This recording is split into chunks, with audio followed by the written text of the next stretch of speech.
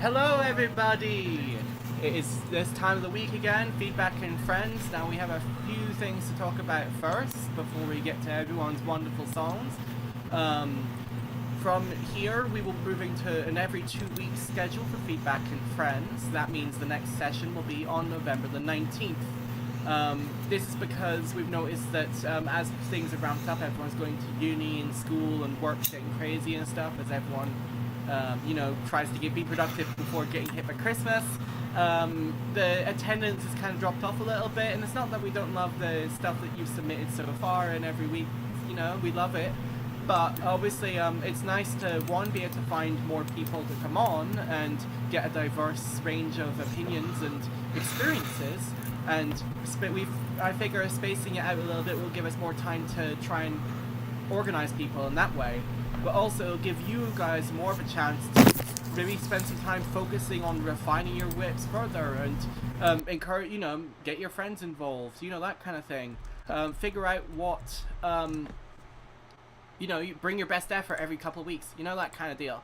I think that even though it sounds like a negative, it actually might end up being a net positive for everyone involved in with this.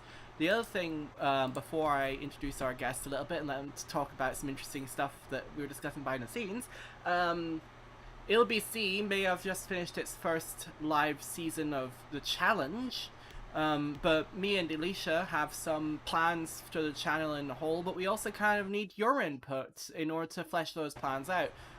We figured out that really tutorial content does not work quite as efficiently in a live context on Twitch, and while it'd be really cool if it did, obviously we have to face the reality of how people actually want to consume content. So we hope to produce a lot of live performance related content, technology related content, just general music stuff for the ILBC YouTube channel. I should really have pasted that in the chat before I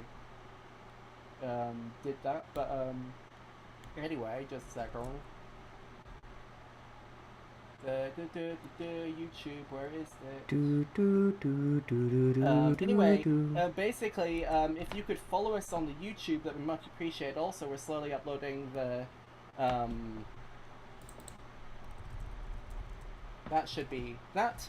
We're slowly uploading all the performances from the round 3 and the finals of the ILBC Season 1. Great performances there. I mean, it's one of the sets of rounds from competition winner Reset, aka Ryan Tram, is already up there on the channel, and it's definitely worth a rewatch if you haven't seen it already when it aired live in Barcelona. But yeah, it's just like, what sort of content would you guys actually want us to produce? I mean, you kind of obviously have spent a lot of time with me in the last couple of weeks. You kind of know where my interests lie and what my skills are kind of based around. And hopefully you'll have a good idea that Isha is, one, becoming pretty much a video production wizard, and two, obviously a very talented and hardworking musician in her own right. And obviously we have friends too. Like, if there's a type of content that neither of us know know much about, we can go learn this stuff and then teach you guys what we've learned. So it's kind of engage with us. But I know that everyone's still calling me to read the Ableton manual. I actually have been practicing my narration skills. I may like to do that properly. Could be fun. Maybe as the people come online, we can have a little bit of a discussion. The feedback stream actually should be on the ILBC channel now. This is going via the thingy. It actually been set up recently to do that. Anyway, the reason there's not any of the archives there is because a lot of them have just been going to my channel and Isha's channel. We're kind of still wanting to somehow build our own channels up a little bit as we go as well. Anyway, now I'm going to introduce my guests, my lovely guests, Clowns in Hollow Weird, who is joining us over voice. He's an enigmatic figure. Hi, how are you guys? Yeah, enigmatic. I can't say the word. Enigmatic. Go for it again. Words are hard. Yeah, I like being anonymous. Enigmatic deserter. So, Yeah, go on. And Sunny the Skies. Why are you Sunny this sunny skies, this sunny Because skies? Sunny Skies was taken, okay? I'm sorry.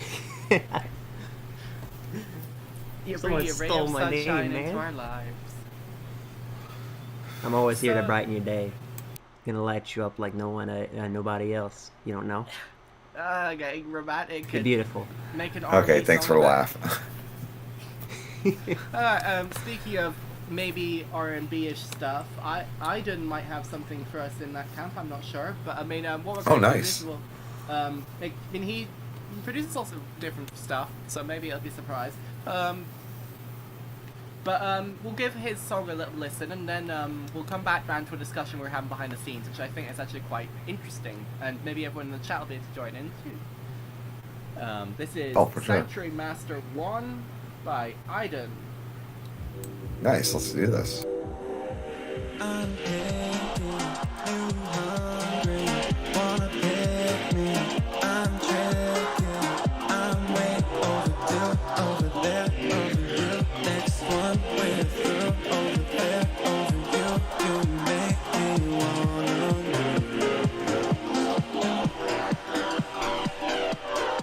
I need that, wash over me, I know it's right. For me, don't judge me. It takes a lot.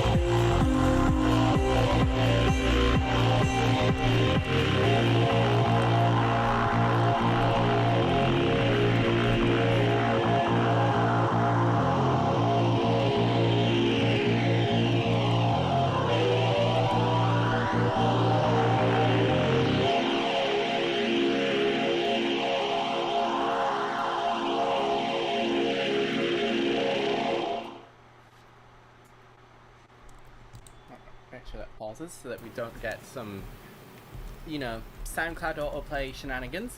That was Sanctuary Master by Aiden. And I think I'd like to start by saying the vibe is solid. But I think I agree with chat here in that there is some issue with the fact that it never really drops in energy level. It just sort of sticks at one point and then keeps going at that level for almost the entire song. And I think the big reason for that is that you manipulate your low end, but you never manipulate your high end with things like filter sweeps and cutoff changes and resonance. And now I'm going to hand off to Clowns. I'd like to hear your thoughts. As someone interested in, mainstream and pop-friendly music as a concept. This is actually a great example of it. I think overall, very well done. The construction was very solid. And in pop music, sometimes it's good to just keep that level up high all the way through. So I think a good job on that. I think the chat likes that break, and he didn't give the break from the vocals, but didn't give a break from the music. And I think that could be something that you might want to play with in future endeavors. I love this song the way it is. There was one part where your vocal processing kind of went off kilter, and it was only for like 1 second. So you might want to go through, and it's about midway through the song. Does not match the rest of what you have going. I would address that. I think it's like a minute and a half in. Overall, the construction is very solid. I like that you played with the vocals and didn't just like go with a straight.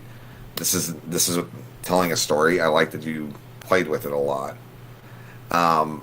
Sound design, pretty good. I wouldn't say it's the best sound design I've ever heard, but it definitely well thought out. At least I can see the process that you took to get to the sound.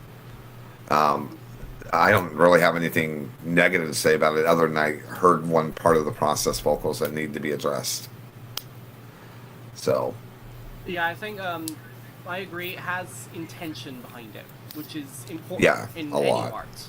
You can have the best execution in the world, specific techniques, but if it feels unintentional, it won't inspire people, it won't gel, it won't really vibe. But this, even though it might not necessarily be the most insane production values ever kind of thing, it all feels intentional, which is great. Sunny.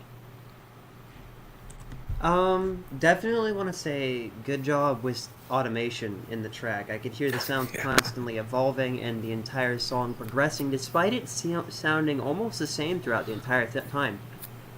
I couldn't point out one part of the song and say this is different from the other, but all the little things slowly being adjusted throughout the entire thing makes me know that it's not some, Control A, Control B in FL Studio, just copy it and paste it over and over again. There's different things going on every repeat.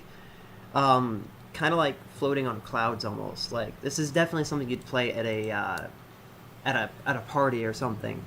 I've never been to a club, but the closest I've been to that is actually a roller rink, and I feel like this song would fit very well with that kind of crowd.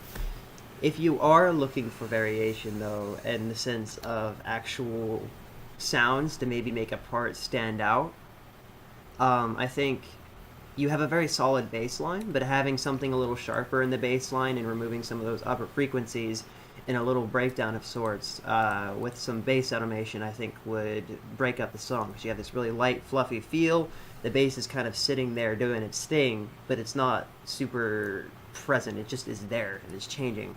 I think that would be an interesting thing if you wanted to break up your track a little bit. Otherwise, you've got some immaculate vibes there. I think you're doing really well, and I think that I don't know what you could add to finish this. It still definitely needs some work, but I know what you could add. You're on a really good way to. I have What do you leading think? off your idea of things, evolving changes. It almost sounds like you want to make some of it sound like it's been sampled from a record, mainly that bass and the drums. You maybe has to have a moment or two right at the end where it just becomes very stuttery, like a ding ding ding ding, and then that's sort of your closer point. It just makes it wind down like it's a vinyl being played, and just one stutter effect. That kind of it's something that Calvin Harris is actually really freaking good at as well. Actually, thinking about it. Yeah. It's making like You've actually given me an idea. But one thing I think that he's a good Calvin Harris is a good reference for is actually making songs like his album I Invented Disco or something it was called. The whole thing is obviously a little bit prestige. He obviously didn't really invent disco, but every single production technique he uses on that album sounds authentic because he actually obviously studied and figured out what they were doing, and he's recreated it. They are new songs, but he's basically executing a disco album in terms of production. And one of the things. Oh, Yeah, sorry. go ahead. One of the things that like he could take from that is like the subtleties of your change, maybe pulling back on some of the effects that you're doing in certain areas and allowing like the drum and bass to actually take up some space is what I think you're trying to point towards. Nathan, am I correct? Yeah, I think that's correct. Yes, that's a good way of saying it. Without necessarily evolving the sound, I actually disagree with Sonny on the maybe coming in with a new sound. That's pop really doesn't do that. You get your sound palette and you play with that throughout the whole song, and he did a really good job of playing with it. But maybe taking some elements away and bringing them back in is probably the way to go to develop the song a little bit, make it more interesting for the listener so they can hear the individual elements as you go. I would actually love to have like a brief bar or two of where it's just your vocals. Give me some silence there, let your vocals play with it, because you're playing a lot with your vocals in this. Also, that would have been has great in lovely this. Vocals. He's a genuine Yeah, lovely. singer. Lovely Another fucking call back vocals. to what you were saying with the stutter effects on the vocal, having me flow out for like a bar, me, and then like a drum fill back into what you had. That would be something Right. like that. Yeah, that would What do you be think actually about that, really Cons? interesting. Yeah. Silence is like the one thing that I noticed that a lot of people on Twitch forget about. Silence can be like your greatest asset in a song. And Silence is filling just that, as much an instrument as any yeah, other and you instrument. really have to incorporate it into a song like this. It would give the listener a break, let their ears relax a little, so they can take in all the changes that they've been hearing coming up to that point. So that would be my advice to you, and that goes back to what you were saying, Nathan. That's something that he would have done in it, and use that silence to like incorporate the momentum of the song. And I didn't think about that until you brought up Calvin. So I was just like, yeah, actually, that's exactly what he needs. I mean, there's a term that I borrow personally from conventional art, like visual art. It's called negative space. That's what Yeah. silence is for audio. Yeah, when you brought up Calvin, it made me realize, yeah, that's what it needs. It needs that negative space that he does in a lot of his work, and this just doesn't have it. So it feels a little bit too full and too consistent. You get that negative space in there, it'll And it'll just open be- up the whole song. Yeah, and bring your vocals into that negative space and have that break it up and pull them along for the rest of the ride and allow them to have that break. So, All you gotta love do ideas. is do just enough so when you're halfway through the song, all the sounds are blurring together. You just need that little snap to make you start paying attention again. Yeah, that's all you it need. is. I love this piece though. I absolutely love it. It's just something you should think about when developing your songs. It would you got to realize the listeners get tired. Just like as you're producing, your ears get tired. So does the listener, and giving him that break will help tremendously. So, next up we have a Clowns in Hollow Weird track. This one I don't have to give feedback on. Nice. You get to roast Oh no, we're gonna yourself. make you feedback your own track. Before we move on to that, though, I mean, one of the things that we were discussing behind the scenes is what drives us to make music. In the chat, Bass Pill responded to my thingy here, where it says, "My passion for it and enjoyment I get while doing it. Also, I have no other life outside of music. LMFAO." Well, I mean, I'd hope that's not entirely true. As amazing as music is, don't be afraid to start a few other little hobbies that just go nowhere. It can actually benefit your music immensely. I mean, I found Yeah, that experiences drive creativity. Yeah, yeah. definitely. Even if it's just going out and trying to walk every walkable path in your city, kind of thing. Something stupid that nobody else cares about, and nobody will ever care about. But if it makes you relax, it'll help you focus when you actually need to focus. And music sometimes does. If you really want to improve in music, you do need to focus. Zenkai saying, "I make music to cure depression." I mean, It's a good distraction. It's a great yeah. distraction. But also, don't be afraid to get actually speak to a therapist.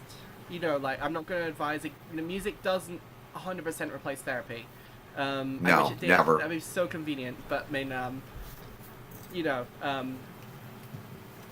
find someone to talk to as well if you really need it, and don't let anything beat you like this. There's this one song called Like a Stone by Audio Slave, and shortly geez. after making the song, the lead singer had actually taken his life, which brings new meaning to the song. Yeah, it's a really good song. It has new meaning because of that, but Holy crap. maybe a little less life-taking to make such a masterpiece, Yeah, definitely. I'm an advocate for always seeking help whenever you're not in a position where you're feeling happy, whether it's talking to your family, friends. If it gets to the point where you're actually considering it, you definitely need to seek medical attention, because people like us are gonna miss you if you're on. I mean, Nathan's absolutely COVID correct. was a really Always, good time to make music. You had so much free time. Yep. I mean, I find music helps me get through bad times as well. I mean, I found actually a couple of weeks ago I was in a weird place emotionally, and one of the things that actually helped me reground myself was changing the type of music that I actually wanted to make.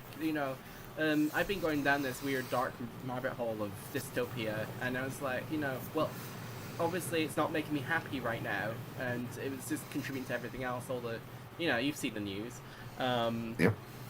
So I'm actually in the middle of completely reorienting my entire creative approach in order to focus on the emotions I want to personally feel.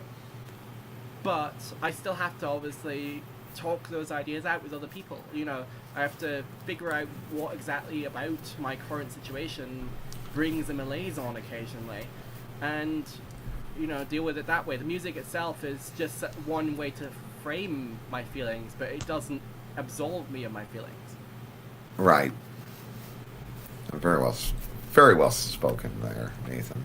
So, in things that make us feel things, let's have a look at this. It's called Break Me by Clowns in Hollow Weird, our wonderful guest, and it's Bacco. Is he doing the engineering on this one, right?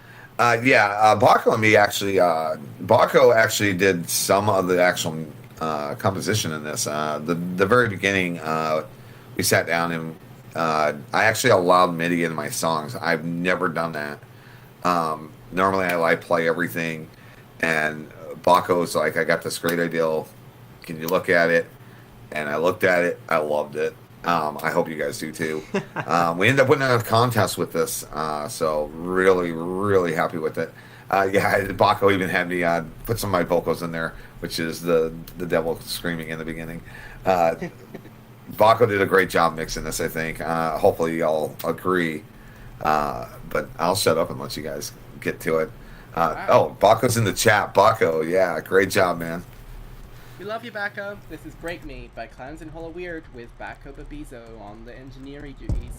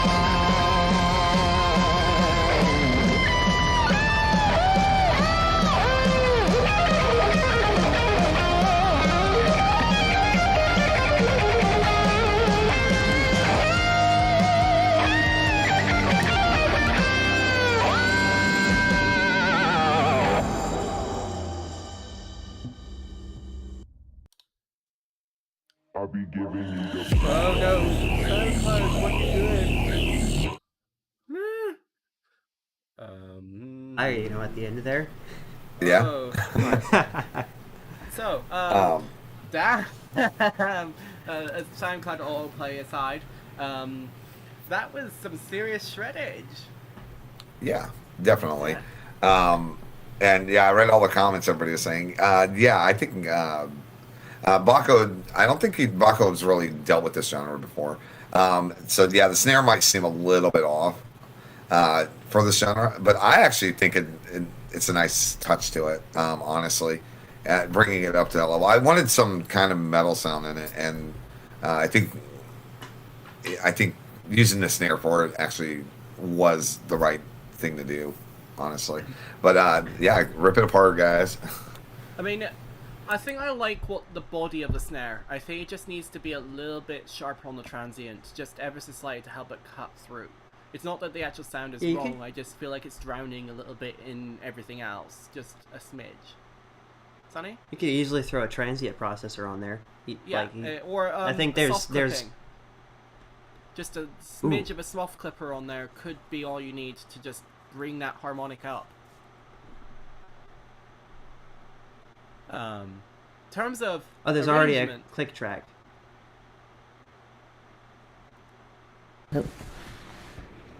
Sonny, feedback in terms of. Ooh, why are we getting a feedback? Where's that coming from? Who else is in here? Oh, Isha's in here. Hello. Just a second. Hello. Hey, what is up? Feedback and friends, I got my mom here, so watch out. Hi, Natty. Hi, everyone. Who's that one? How is everyone? We're doing good. Just dropping through. I thought it would be fun to see what my mom thinks of whatever the next track is. I think it's mine. That's it. Nice. You just missed mine. Aw, darn it. You might want to turn your speakers down just a tiny bit. They're super quiet right now already, but I'll mute myself as soon as you start playing music. Oh, okay, great. Oh, I know why I didn't have a link for this one, because it's James Slack Echo. next. And he got his link wrong. Yeah, I've barely got my speakers on, so I don't think it's us. No, it's fine. It's fine. Don't worry about it. But I'm just about ready with this link. It's an audience link from James. oh, from James, perfect. Yeah, James Slack is next. Well, speaking of links and James Slack and drum and bass, my mom has actually kept all my old rave flyers in concert, and I just dug up a drum and bass flyer from 2009 with DJ Rap and me and some other people. So yeah, mom's got all the archives. She's savvier than you know, so she knows what good drum and bass sounds like. Damn. Well, we Nice. got. I did not take you to be a drum and bass friend, Isha's mom. She knows it all. We got disconnected by SlackDB then. Let's see what you think.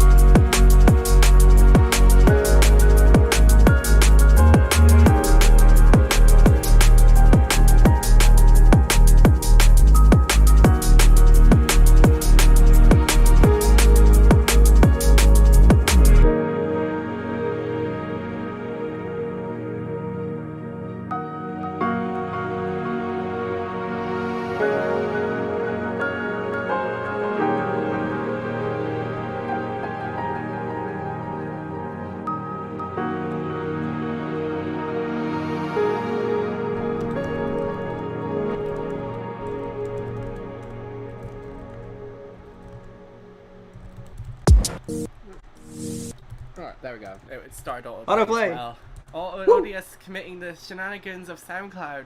So, with our new special guests of Alicia's mother here, Poe, would you like to give some thoughts? I'd really be excited to hear you. Yeah. Yeah, actually, from the very first time I watched her perform, which was a long time ago, in a little, remember that fiction restaurant? Yes, 1998. When I helped her bring her stuff and I sat there all night, I realized how powerful music is, even if it's music you don't necessarily understand. So from my perspective, as a Jungian psychologist, music, our response to music is archetypal. And that means it's a deep pattern. We cannot help it. We don't think about it consciously. We move to it. We are stirred by it. We are opened up by it. And so it's really, really powerful in terms of getting through to people and getting people to connect. So I'm just astounded by the music that Alicia has introduced me to all these years as it changes and grows and evolves. And I'm awed by it, and I have deep respect for all you music creators. And how did that make you feel? Was it peaceful, tranquil? Like what energy did you get from that, Mom? All of the above. Sometimes it was peaceful and tranquil. Sometimes it was excitement and passion and inspiration and the whole gamut of responses, because music opens you up to deeper experiences, I think, of emotions, It does, and emotional life. I felt that way too. It was almost like, I definitely think that, I think I saw James is working on breakdowns and second drops. So obviously work on that some more, because it feels like the story is now set, but now we need like more of a tension. That was the only thing. I think it was like a beautiful place. We know the characters. I can see the vision. I kind of see like a sunset and a boat or just a peaceful thing. So now where do you want to take it from there? Do you want to provoke people or do you want them to relax? That's up to you, but that's where I would go next. So, Well, the thing is, if I could add my 2 cents. Yes, added more 2 cents. Yes. When the process of creation is tuning in with something kind of on a soul level. So the creator of the music or the art or the writing or whatever, if he or she is completely open to that soul guidance, creates out of that pure alliance. The effect on people, the effect that you think you want on people, that's more at an ego level. So what I'm saying is you can't really predict an effect in as so much as purely creating from your own soul. And how it affects people, like viewing a particular movie, you can't really control what the audience responds with, But the purity of the creative act will serve people because it's so strongly ingrained in us to be open to that. Hey, free therapy advice from my mom. Woo! Also, it's just fantastic discussion points for art, which is going to lead on to my opening of the table here. Clowns, how did you, as a new receiver of this music, how did it make you react? Lou? What happened? Is he back? I'm still here. Sorry. I thought it was okay. And I could see that they tried to evolve the sound as it went. The structure, not a fan of the structure of it. It felt a little rushed in certain places and a little too slow in other places. And I got this like long dragged out feeling by the end that the song's over finally. I hate to say that because I think it was a good piece. It's just that's how I felt on it. It's not my genre, but I definitely can see the skill that they were imparting into the music, and it was absolutely great. But it's not my type of genre, so. And Nathan knows that. That's why he's like, what do I think? I would probably listen to it again for sure. I wouldn't turn it off. Let's just put it that way. For someone who's, if it's not your genre, saying I wouldn't turn it off is actually pretty high praise. Sonny, what about you? So, I've actually been a really, really big fan of drum and bass. It's actually one of the first things I started making whenever I came into production in general was liquid drum and bass, and I love the atmosphere you have here. Um, Drum and bass is not something you would expect it, but a lot of the times I'll actually put it on to sleep to. It's fast music. You probably Drum wouldn't bass to sleep to it, but sleep. that's yeah, drum and bass to sleep to, and that's what liquid drum and bass does to me. It's really relaxing. I love the way you put into it. Um, I don't really have much technical to offer. The only thing I'd say to maybe keep an eye on is you have the bass side chained with the kick. You've got this really nice fat bassy kick, but the separation between that is like a quarter second, so it's like you got like a really slow release. Maybe messing around with that, tightening it up a little bit might be worthwhile. Again, that's your decision though, and I didn't say that's a big problem, just worth looking at a little bit. I also really want to hear like a really reverby and delay violin coming in the top end, like playing higher up with a lot of reverb just coming in like and letting it release and delay out, so it comes in like well, well, well, well, something like that. It just hits every bar or so, and it delays out. You don't want to have it omnipresent. You just want it to hit every now and then, and put that delay on pretty long, and just have it keep on going off. Also, some rides going at the top end is probably going to help out with your drums out a little bit, because you've got the hi-hats in there, but I'm not hearing a good ride in there. Don't sample my voice and make a track out of that. That would be terrible. A feedback and friends guest is now a requirement for people to sample you. That's part of the gig. I'm sorry. Oh boy. Can I also say needed- why I have a hard time with this genre? Because maybe it'll help Jack there. I have very, very sensitive. I can hear like when something is just like a sample of like one kick. I it just gets so repetitive for me, and it doesn't evolve over time. Same thing with snares. They'll sample out one snare, and it just runs through the whole thing.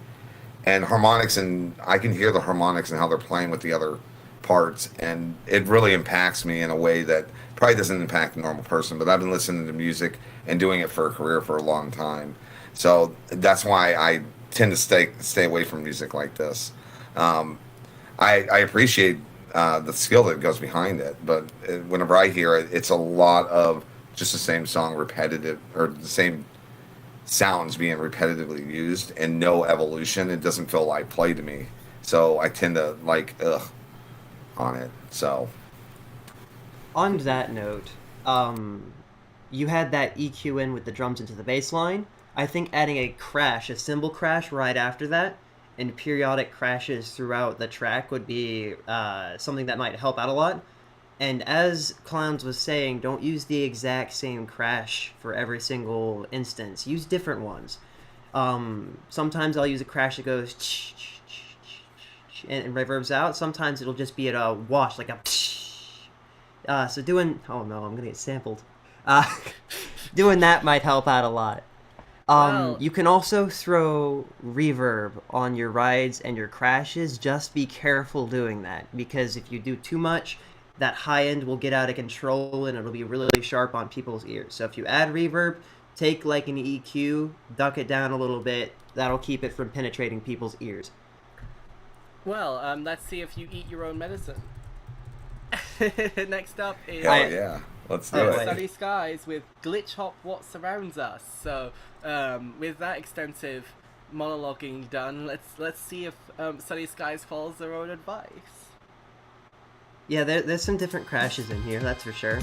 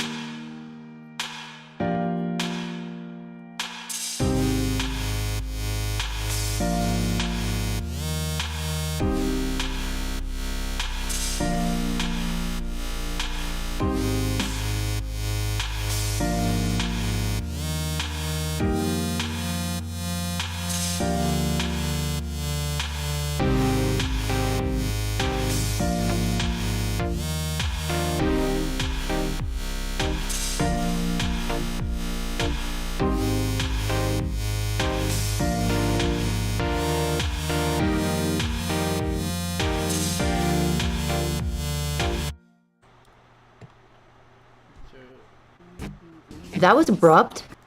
Yeah. Yeah, Just, the- stopped. This is only 5 hours in the making, so Well, Okay, my mom, so I'll give you some leeway. she loves it. Tell Beautiful. them what you were Okay. saying. It's beautiful and it's moving and it's fluid and I feel like I'm swimming in the ocean. It's beautiful. Very lovely. I liked it too. I think as one of, sometimes I am credited as being one of the OGs of Glitch Hop, being that I actually founded Glitch Hop Forum, which was like the first place on the web that you could talk about stuff.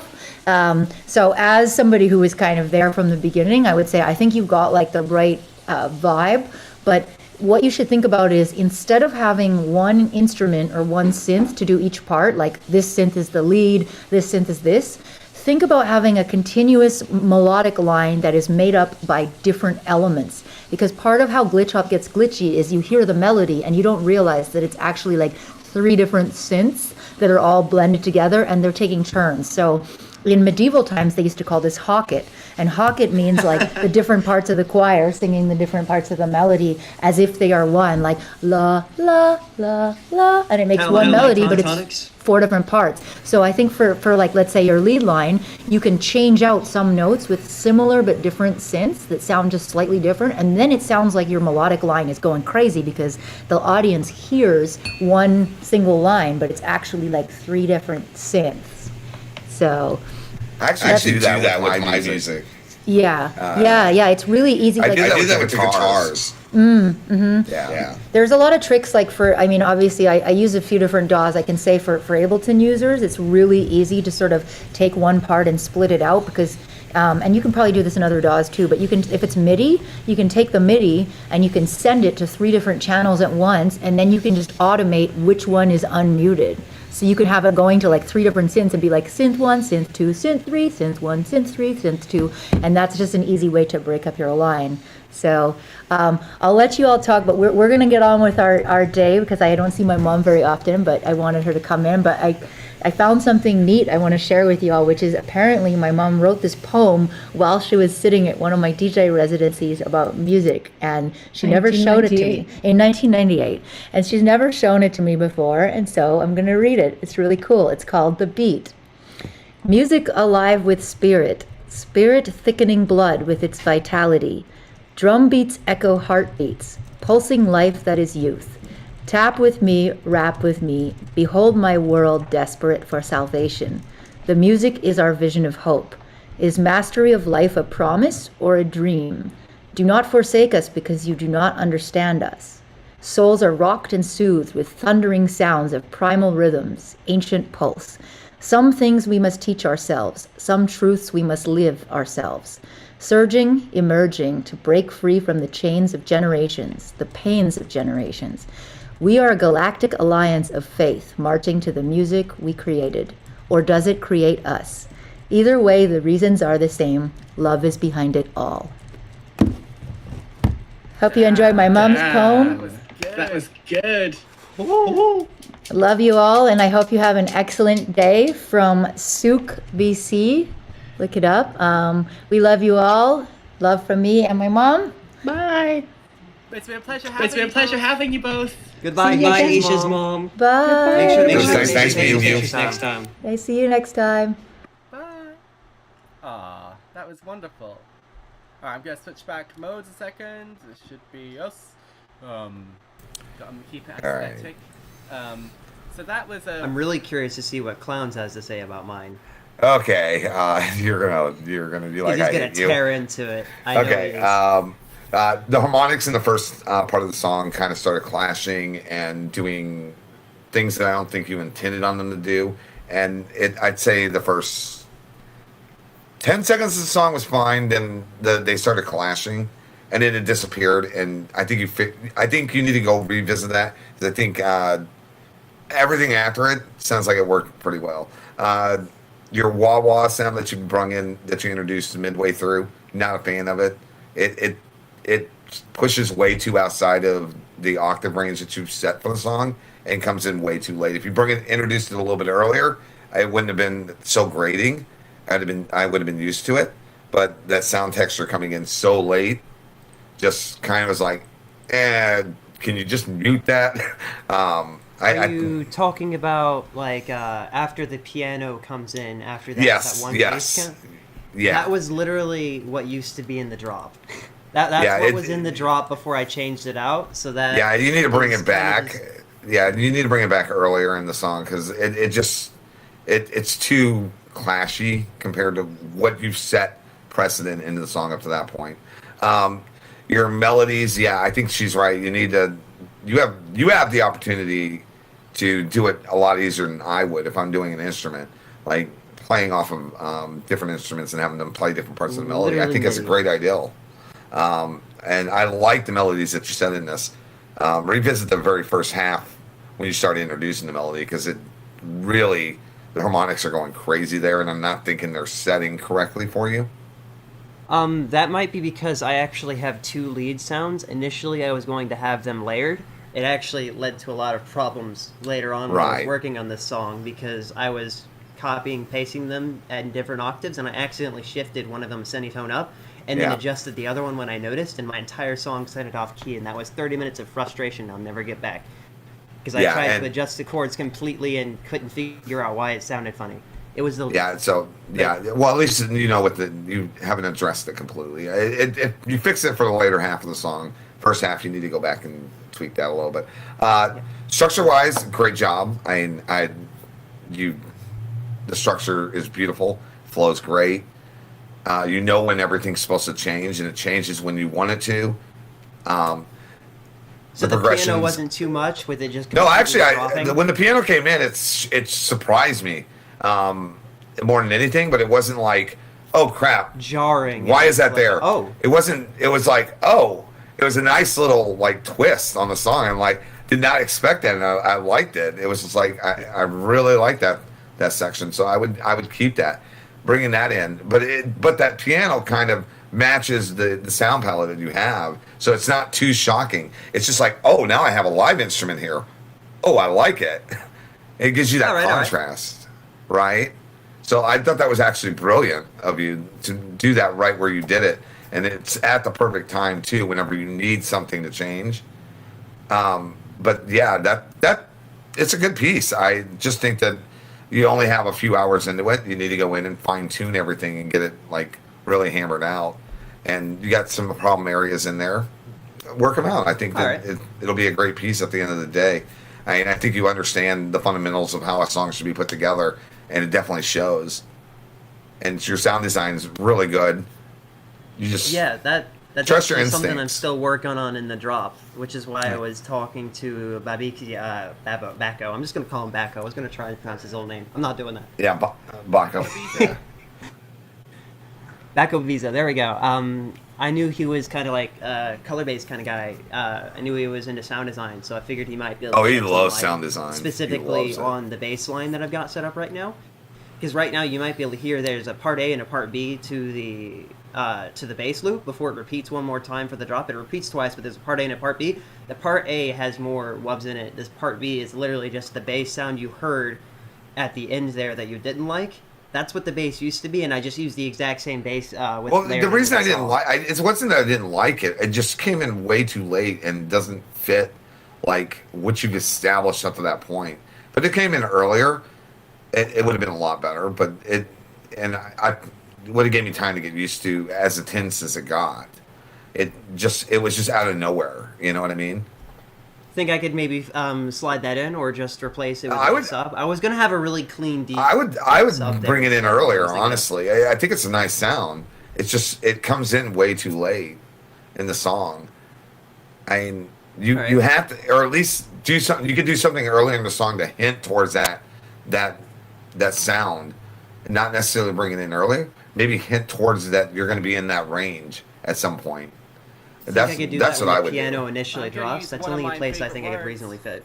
Sorry, Go Sonny, for I'm it. gonna Your candy? interrupt you. I'm gonna no. The word is precedent. It's something that I got indoctrinated into me studying architecture. The word precedent and precedent studies. Oh, he's got. Yep. Anyway, Here. in this case, Precedent. your precedent, Sonny. That doesn't work. Sorry. Your precedent to study is Poor Robinson. I believe it's Fellow Feeling is the song I'm thinking of. You're talking where- artist, right? Poor Robinson's an artist. It's from his debut album, Worlds. I'm pretty sure it's Fellow Feeling, which is the name of the song. Anyway, the whole concept of the song is it's got a narrator who is describing. Goodbye to a world. Oh, I mean that's a good song too. But I find Fellow Feeling like I got the title right. Better have done. Otherwise, if it's another, I'm confusing with a different song. Someone correct me. But anyway, in it, Fellow Feeling. it basically uses a lot of dubsteppy industrial sounds to tell a narrative of a world that's decayed and corrupt effectively, and it's like using the sound palette there as the deliberate sort of narrative cue. But what it's also doing is still using those sounds in the second half of the track. There's sort of a moment where it's sort of narration, he's sort of interspersed with these industrial sounds, and then in the second half it goes into a sort of more melodic ambient vibe, and then it's like, but what if we didn't have to discard the rough stuff? You know, he actually takes back all those sounds. It's like he's reclaiming the darkness and using it to inform the beautiful bits. But it's like, obviously here you're playing with a different thing, but I mean, it's kind of Kyron's comment about combining the artificial with the organic that got me thinking. Maybe it's stuff like that, songs like that use in their narrative that you need to look at and say, what is the story I'm telling here, and how can I use my choice of instrumentation and how they're performed to emphasize that narrative.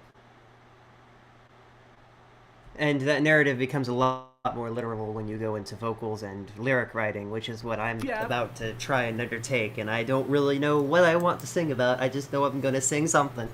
Well, start with just my advice as someone who spends a lot of time in lyric writing. I have more lyrics than I have songs with lyrics. Start with what you want to say emotionally, and you don't have to end it there. I wouldn't go as literal, say I feel sad, this is the song, unless you're going some sort of 30-second punk. As anyone seen the Scott Pilgrim movie, where one Linkin of the Park. songs That in is their Linkin set Park in a nutshell. No, but like in Scott Pilgrim, they take it to its logical conclusion, where one of the competitors, they start their set with just a 2-second of guitars shredding and so sad, and then the song, and then that's the end of our song. And then they move on to the next one, and it's great. It's if you find a clip of it on YouTube, it's fantastic. Great movie. But like, if you're not obviously making that sort of music where it's super literal and blunt, but you start with the core emotional intention, and then say, okay, well, what does that feel like? What would be related to that subject? Am I going to do it literally and establish a scene? Or am I going to find synonyms or metaphors or whatever? But you start with the core emotional intent that you're trying to get across and extrapolate from there. And I guarantee it'll make it more consistent with the overall vibe of your song that you're trying to do. So you got to make sure those two things match. Emotional intention and the instrumentation. Also, get a dictionary and a thesaurus. All right. Even a digital one. Oh Use yeah, them. thesaurus definitely. Just use Google. Oh, we live in the modern world. Come on, Like, folks. When I think of a really Oxford Dictionary generic title online. for a song, I'll look up different synonyms for it. Actually, there was a song I was making recently called. Let me pull it up real quick. Hold on. I was asked It's the other called day. Oh, go ahead. Unsung and Forgotten. I was trying to look for a name for that song, and I was pulling up a thesaurus because I didn't want to make a super long title, and I didn't want to just put down Forgotten or whatever it was I had initially. But that's what I did for that song, and that's why it's got the title it has. Thesaurus. Hey, thesaurus, synonyms, don't knock the actually. thesaurus. It's like a sample pack from I was having this conversation the other day with somebody, and that somebody's in the chat, so it'll be a repeat for them. When you're sending, they asked me, what do I go through whenever I'm making a song? And the music is basically sets the mood of the story that I'm going to tell. The vocals tell the story, and the musical instruments are basically the scene of the story. This is where everything plays out, and that's something I think that you got to really get a grasp on, Sonny. And that mood is what you're setting, and your lyrics are going to have to follow that. For what you did here, you don't really have a vibe going on, and it doesn't really have a story there yet. I like what you did, but it's very empty when it comes to storytelling. There's no real progression for I'm happy, sad, emotions aren't flowing through it. It's a very generic kind of sound all the way through. But you have elements in there that are just absolutely fantastic. But you gotta learn how to get that emotion into your music, and you get that with movement of your music. Your music's kind of motionless most of the time. It is progressing. It's just motionless. That probably sums my emotions up pretty nicely, which is probably why my music comes out that way. Right, as and there's for nothing wrong with that, the- by the way. I mean, there's a lot of people that like the type of music that you're making, including you, right? Yeah. I really like the way this one came out. The only thing I definitely want to change emotion-wise and flow-wise is actually the piano after the drop. I plan, right now it's just programmed, there's no variation in note velocity. I plan to vary it up, maybe move the chords around a little bit and add some passing notes to really accent things there. But that's soon to come. That's not something I've gotten to actually doing yet. Yeah. And it's really needed in that piece right now. I mean, that's probably why it feels so empty when it comes to emotion. There's no connection that the listener's going to get other than this sounds good. And that's something that I always try to instill in my music is can I get people to feel something when they're listening to it, whether it's with vocals, without vocals, right? Yeah. And that's something that you should really look at. Am I feeling anything when I'm listening to this? It's a very romantic attitude. Yeah. I'm Like, definitely you're- more you're- just proud of what I've accomplished in the song, not so much feeling a specific emotion. But once that fades, I'll probably be able to take a step back and look at how it actually feels. Excuse me. I mean, it's a great piece. I mean, there's a lot of potential for it. I mean, it's only 5 hours old. And It's a wee baby. yeah, I mean, It's a and wee for 5 hours child. old, you have a very good structure there. Nice skeleton to go in and just do a lot of stuff to it to bring out what you want it to be. Let's move on to the next one. Let's get somebody else in. Yeah. I feel like we spend more time talking about our stuff, and I'd love to spend some time talking Yeah, we can spend half an hour to the talking about viewers. Fusion because he usually hits it hard. This is Instrumental 4 Remix. Oh, this would be great.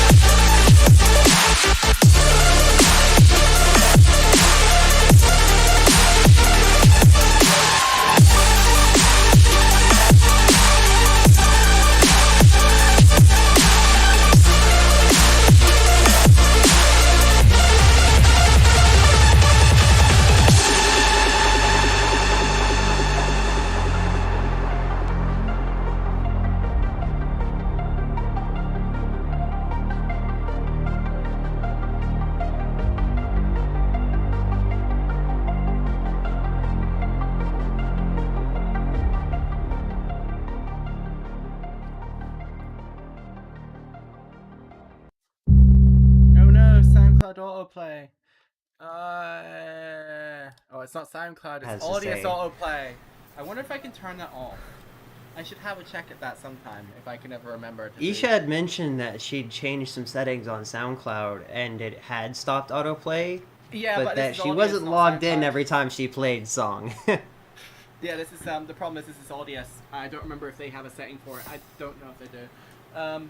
If someone knows Audius better than me and can check if they have a way to turn autoplay off, I'd much appreciate it. It's in your settings on SoundCloud, anyways. Yeah, on SoundCloud, this is Audius. Sorry, accidentally triggered it. Yeah, this is my Galaxy Tab S7. The keyboard case arrived. I got that redeemed from like a promo thing, and it works. It's actually Nice. pretty good. Hey, that's pretty good. Yeah. I'd like to go first on this one. Sonny, we were just talking about like telling a story, and this thing Yeah. tells a story. I have a couple of problems with it. You're opening way too harsh. I do the rain, but make it start a little bit slower, and then speed up. That's what I would do, and that would take care of that harshness, and then the rest of it just freaking great. You need to look into your frequencies. You're hitting like well over 6K. I'm thinking, because it's Everything. definitely hitting my ears. Did you see the You need to tone that back a little bit because it's just too harsh. But your use and your movement through this piece is just fantastic. The end came a little too late. I think it should have been like maybe 4 or 5 bars earlier, because that's when my ears are tired. And so if you bring that in like 4 bars earlier, I would have left this with like, holy shit, who the fuck is this person? Because I was so tired by the end of it. It's just so much going on. It's great. It's a great piece. And emotion wise, this is what we're talking about, Sonny. And somebody who understands that he's telling a story through this whole thing, and it's progressing, and it's just a great piece. I mean, for me, you say about the sudden start. I mean, if you're focusing on like, regular old consumers, yeah, that would be a problem. But you know what this feels like? It's freaking trailer music. Go get sync on this. I was gonna say that. It's cinematic trailer music, And like in imagine those Daredevil or some circumstances, person like walking down a street, pulling up to a car, pulling out a gun and just shooting someone and then driving off at a high-speed car chase. I mean, one of the things I've noticed as well. Has anyone else noticed the trailer music, like the thing now where they have trailers? They're trying to make everything. Trailers. Where the start of the trailer is a 5-second clip for the trailer. Yeah, I know. It's freaking weird. It's freaking weird. But ignoring that weird format change, for a conventional, traditional trailer where they start with the big Hans Zimmerish crash and brass and whatever, the 2 Steps from Hell kind of perfected the formula for that one. Yeah. That's what this feels like to me. And it also, again, I think is why it works emotionally. That's part of the magic of working emotionally. I mean, you look at a trailer and a really... Oh yeah, you get that connection. You Yeah. get that connection instantly. And this Trailer one, music is- like the shocking part of how it opened, it wasn't even that shocking to me. It was just like, oh, okay, I really did not expect this. But in And- that context, if this was synced to something Yeah, visual, it would. Yeah, it would be great. Yeah. And that's the thing as well. It comes up on the show so often. But they said that they took it out already, so that kind of works. So, but yeah, I mean, great piece. Movement was great. Sound design. Your sound design is crazy. Like you had so much going on, and how you like mixed it all together so well. It just did. I couldn't do this. I can do it with the instruments. I cannot do this with how you did this. It's just great. I'd say if you did want to add in those vocals, though, pick a section in the song where you think it would fit, cut out everything, put in like a low impact, and have like a very airy female vocal coming in, something like flowy. What do you think, Clown, of that? Abrupt, Honestly, low impact. Honestly, I and would then not some do vocals. that to this piece. I don't think, unless he cuts out all those high ends. I don't really hear the room for female vocals. There's I don't definitely no actually hear room. room for vocals. I'm There's- saying if you just cut out stuff and then left it with just a low impact and nothing They would else, have to and gut then the hell out of vocals this to come in. make room for female vocals and make them be able to sit in there right. And Oh, I yeah. actually would hate if they did that, because it would just strip away too much, Yeah, and the piece is just great the way it is. What do you think if they did that at the end of the song? That's kind of where I was thinking that might work best. But then again, it's like the song is already it's 4 minutes and 20 seconds. It's like, you know, I kind of feel like it says all it needs to say. The thing the piece is great. Like the emotions you go through as you're listening to it is just fantastic. And yeah, it'd be great for trailers, but like, dude, this is something I would actually listen to, and just revel in like your sound design and the melody constructions that you did here. Your progressions as they move through and all the changes are just fantastic. I mean, and your structure's great. Like I said, the only problem with the structure is it ended too late. It needs to end maybe a couple of bars earlier. But that's just because my ears got tired. And I listen to music a lot. And they got tired there. The average listener might get tired a little bit sooner than that. So you might want to look at knocking off a couple of seconds by the end. I don't know how you would do it in this piece, but it's a great piece. Like, very impressed. It's very well made. And your skill is just insane. Yeah, XC Fusion always hits out of the park in terms of intensity. And intensity modulation as well, I think he does a really fantastic job of. I mean, Well, that's it. That's the other thing is like everything kept changing, and it felt like somebody was playing it, but they weren't. I could tell that they weren't, but it really felt like somebody was actually playing everything there. So you really did a good job on like keeping it moving and feeling real. So like, kudos, man. So, I don't really have any more constructive feedback beyond that general. Like, this is a discussion piece on I would love to artistic just sit and direction. talk about. Like Actually, that- I was Some of the I was choices like- that he made in there, I'm actually curious on why he made them. They work so well, but I'm like, I would never have thought to do some of the things that they did in it, and I would love to like message you about that after the stream. Thought. Speaking of things, of people's decisions making things, I've been discussing what the future of ILBC and, you know, types of content we might have on YouTube. Well, obviously, one of those really cool things about this software that we use for the video conferencing is it means technically I can interview anyone anywhere in the world. Would any of you, like say XC Fusion or Clowns or anyone else, like ever consider coming on to record like a pre-recorded segment about why you make certain production choices? Do you think that would be something, anyone in the chat, would you watch that kind of content for ILBC? I would, in a second. I'd love to see the breakdown of some people's thought process as they go about things, what creative decisions they make, what things they think that would work really well in sound design, whether or not to throw distortion on something, or whether maybe they might add something for this reason, you know? That's the kind of thing I look for whenever I'm producing, because I want to learn, you know? I think everybody comes into your stream. That's what we're looking at. I mean, we're looking at people talking about music and getting them up here and talking about it, what their processes are. I think it's a great ideal, Nathan, and that's something you should definitely pursue. Well, I'll start making a notebook then, because that's why I end up just filling Google Keep with video ideas and stuff. There's stuff going back all over the place. Next up, we have Thingy by So I Thought, who is currently hanging out in the chat with us. Lovely to see you. Nice. Let's see it. Thingy. And so I thought.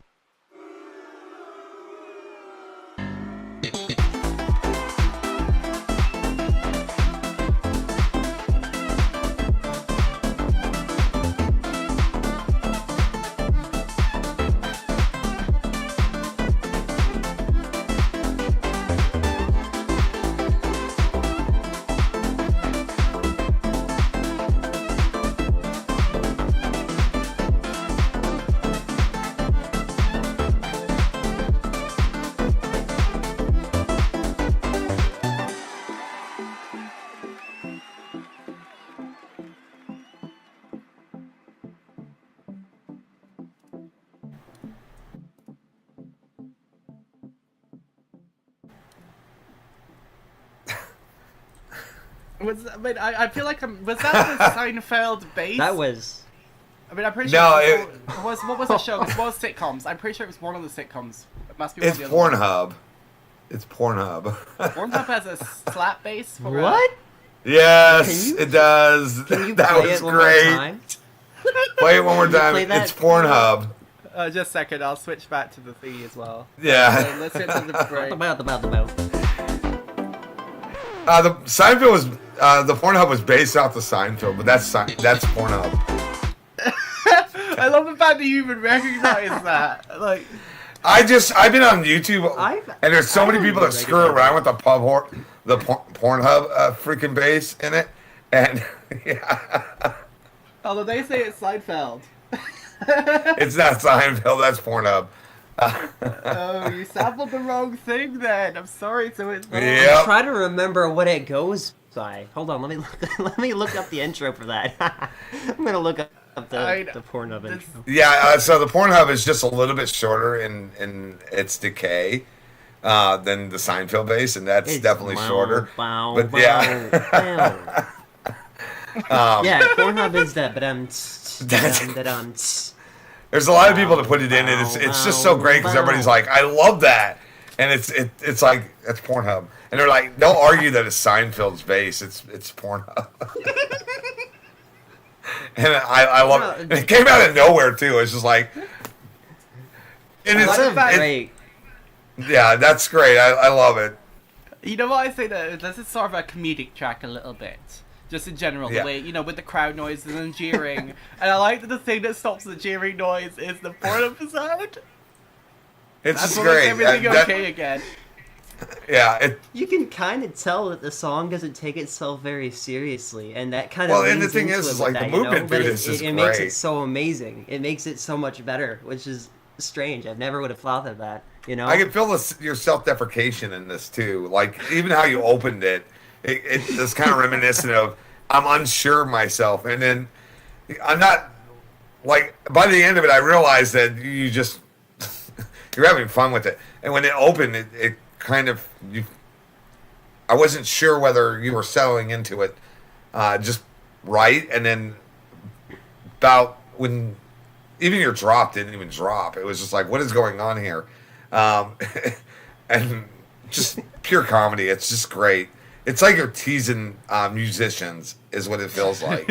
This isn't like for the regular consumer. This is like straight for people who enjoy music. And This is for people who produce to listen to. yeah, it's great. It's a great piece. I love it. I mean, definitely take a look at your master. I had to pull it up quite a lot to get sort of the same volume. Obviously, coming after the last track, which is very loud, is probably not fair. But I think you could push it a little bit harder, just in terms of master. I know that you probably weren't thinking about that when you just uploaded this latest revision of this track. Nothing really to worry about there. Wait, think the does that other- mean my song sucks? Because everybody always just goes, "Oh my god, that was good," and then they just don't say anything after that. I mean, the problem with it's not that your song sucks. It's that when your songs are often that you submitted are often in genres that a lot of people here don't have a lot of experience in producing. Yeah. And so I they know. always I have was to teasing. accept I was commenting I was getting your chat involved.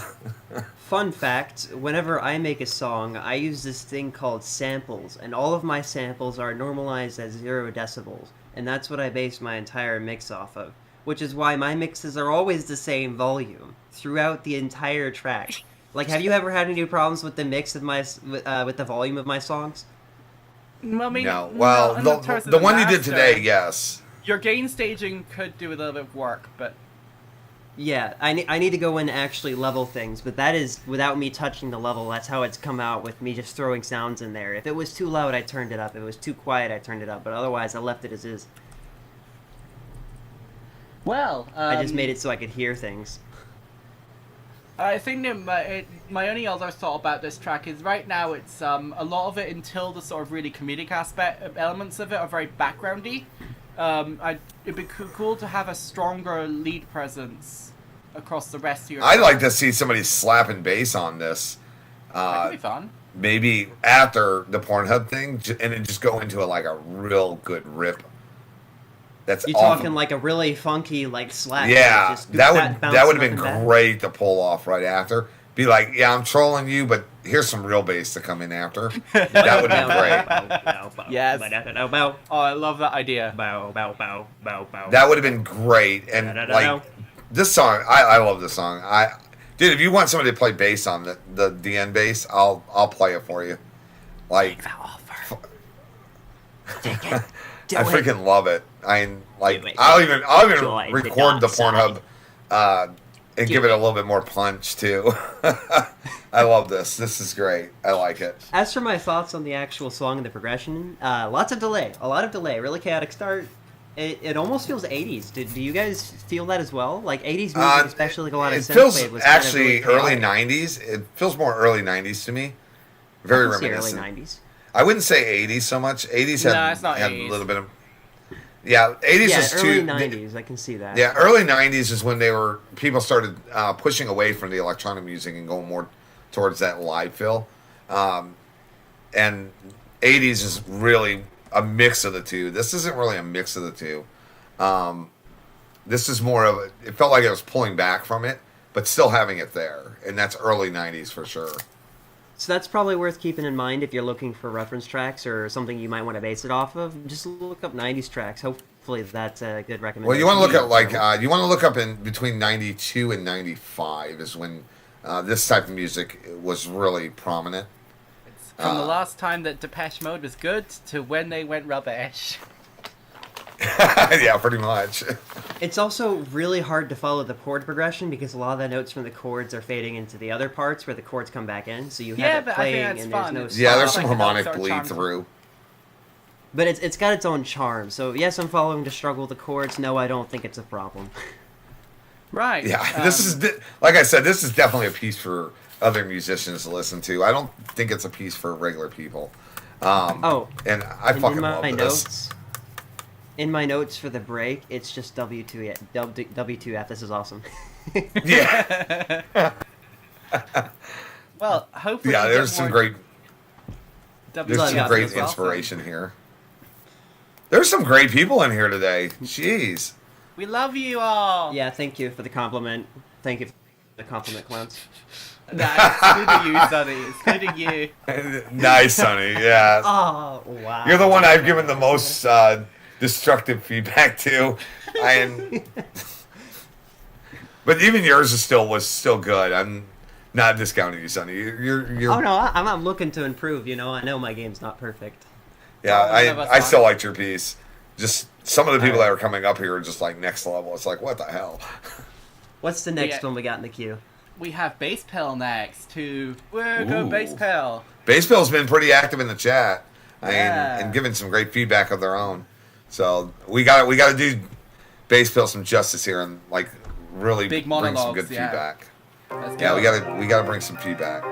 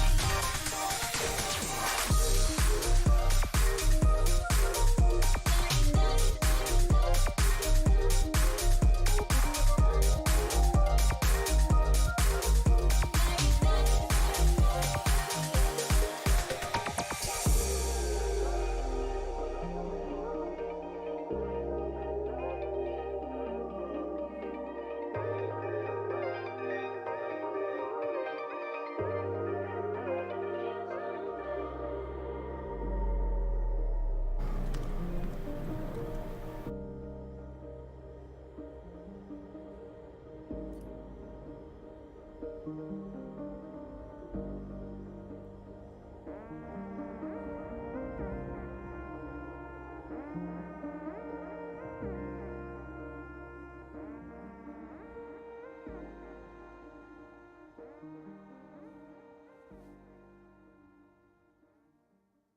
lot to say about this one.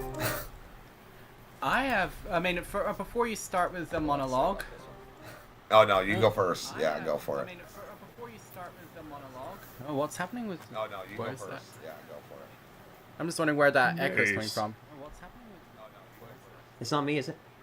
I'm just I don't wondering hear where it. that Oh, echo it's should be clowns. me. It's very subtly in clowns. Do I need to turn down again? Echo. I don't know. I don't know. Very subtly in- Anyway, Yeah, it's clowns. It's fine. It's fine. I just as long as I know where it's not broken on my end. I'll turn it so down just a tiny That bit. outro is beautiful. I feel like this is the intro to an EP or something, and you're gonna pick up the. Beautiful. I feel like this is the intro to an EP. What the hell's happening there? That was me. I'm That was getting you. Rushdown vibes. That was me, not you. Sorry, I was turning my stuff down. No, I actually ended up unmuting. No, that was partly me. It's fine. Nobody else could. Well, actually, maybe someone else could hear that. Oh well, it's fine. Fixed. I just accidentally flicked back to the ILBC mod view thing and unmuted the channel there. Anyway, so we were getting a weird delay. But that outro was beautiful. I feel like the ideas there definitely need to be explored more. I mean, when you introduced that sort of fluty lead sound there sitting over the top of your piano, I was like, oh, this is so dreamy and mysterious. And like you're introducing some interesting motifs. I'm wondering whether it would be possible to add those motifs Do-do-do-do. earlier. I don't know what's doing us. Was it you or me? Windows. That was me. That was me. Sorry, I'm turning my stuff down. Give me 1 No, second. you're fine. I mean, that last other delay I was hearing was me mostly anyway, so you're okay. I know what it is. Everything. Audio routing sucks. Bad audio routing. We don't like audio routing in this house. Anyway, let's get up with some constructive feedback. Clowns, you seem to have some stuff on your mind, so I'm gonna let. Oh you go ahead. yeah. Okay, so first off, it's missing like something that set the beat. Yeah, I loved when you brung percussions in, and it threw me off because it's just like there's been no percussions, and all of a sudden it was there, and then you just didn't use regular percussions. I love that. It sounded like you were actually just smacking a cup on the counter. Sounded cool. But I kept hearing a pattern through it that just felt like it was missing, and I don't think it needs to be running through the whole thing, like like a tom hit or something. Like keep pace that way. Not even bringing in a kick, because I think a kick would actually overwhelm this piece. But like a tom, a nice little crisp tom, to set the pace, would be great for this. What do you think of like a tom break? You hear that a lot in melodic dubstep right before the drop roll to go doom doom doom. I think you want something crisp. I think you want a crisper tom for that. Something that's kind of taunt. Something that's loose and floppy. I don't think would go good in this, and that's what you're talking about. Is something that's a Yeah, little that's the floppier. only experience I have with toms is doing stuff like that. Yeah, you want a little. You want the tom should be like a nice, consistent beat going through, and it's a four beat pattern is what it is. I would actually recommend taking this into like a drummer stream that actual drum over your music, and have them play along with it, and to get an idea of what you need, what the drums should sound like, and I would do it to like 3 or 4 different drummers because every drummer's going to play it slightly different, and then find out what you like. Don't do what I like, because I hear a beat there for sure, but that's what I would recommend you do is go into a streamer's channel that'll play drums over your piece and just listen to how it sounds with it, and you'll get it'll change the way you look at how the beat of that piece is going. Drummers have a natural affinity for finding what needs to be there, and Oh yeah. that would be my recommendation for this. That's the only thing that I hear that's off. And by the way, the percussions you brung in, freaking brilliant. Like it threw me off at first, but I loved it like seconds in. I'm like, I like this. It fit the piece really well. I didn't like the ending. The ending just it felt a little too forced, and like you didn't know what else to do, so you just was like, I'll just throw something there. That's what it felt like. It didn't feel like it was a natural. Didn't feel natural at all. It just felt like it was just like, I don't know how to end it. Just throw that there. It'll be good. That's how it felt. The rest of the structure, pretty nice. I mean, it flowed pretty good. On top of that, your sound design's really, really good. Other than it's missing like some kind of percussive element at the beginning of the song, and in certain spots, it really needs some percussions. Sonny, what do you think? So, listening to this it made my day probably, because this is the kind of thing that I really enjoy. Is a lot of these colorful sounds that you have in here. It's not quite color based. It's more of like a color based hybrid orchestra kind of track. But I'm definitely getting some really good Rushdown vibes. You've got some really interesting percussions. You've got really lovely progression, and I can't really point out any problems with this song. The only thing that I have that I'm hearing in my head is as the drop was playing, that color that was like wow wow wow wow. Oh yeah. I kind of want to. I'm gonna get a sample. I keep making these sounds. I'm not learning from earlier. I really want to hear the color sounds respond to one another when you bring them in, because they sound awesome.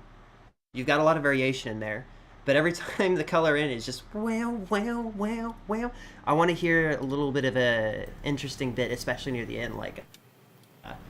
For example, you could have a bar go, well, well, well, well, bueno, bueno, bueno, bueno, well, well, well, well, bueno, bueno, bueno. Something like that would be really interesting. Of the Sunny a lot of Skies things. sample pack today, only from Splice or Loop Masters. We don't care which.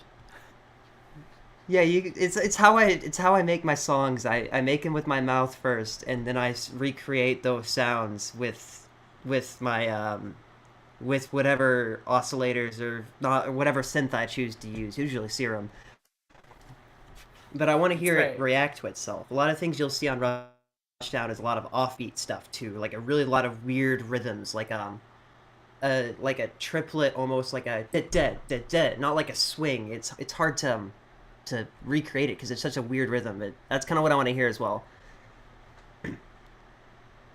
Yeah, hopefully that gives you some ideas, because I'm loving to hear what you create from this track next. I feel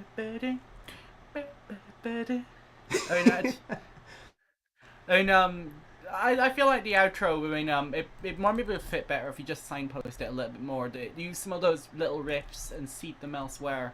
Maybe have it, you could always stick some more into the intro to sort of round it out, so it's like you get one idea, then it's sort of in another idea, and then you sort of come back to your original idea.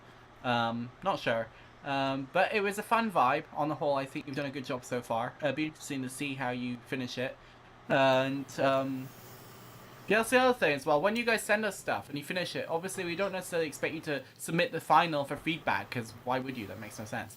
But feel free to DM people like myself with your finished versions of your tracks on like Discord, and so we can actually hear the final thing, because sometimes I forget, which is also a problem, because I get... We should have a final, you should do a final one where people bring in tracks that we've helped critique and see what they've done with it at the final versions. That would be actually really good. That's an interesting idea. That's another one for the notebook. One of the things I would actually say about the ending of your song, by the way, Bass, try bringing back the elements that you dropped off from the beginning of the song. Try bringing those back. I think that might help with closing out the song, because you have a really strong opening, and bringing those elements back and having them dwindle away as the song ends, I think would be how you should close it, which you did. I really don't like the ending to the song, if you can't tell, because it really feels like you did not know what you were doing.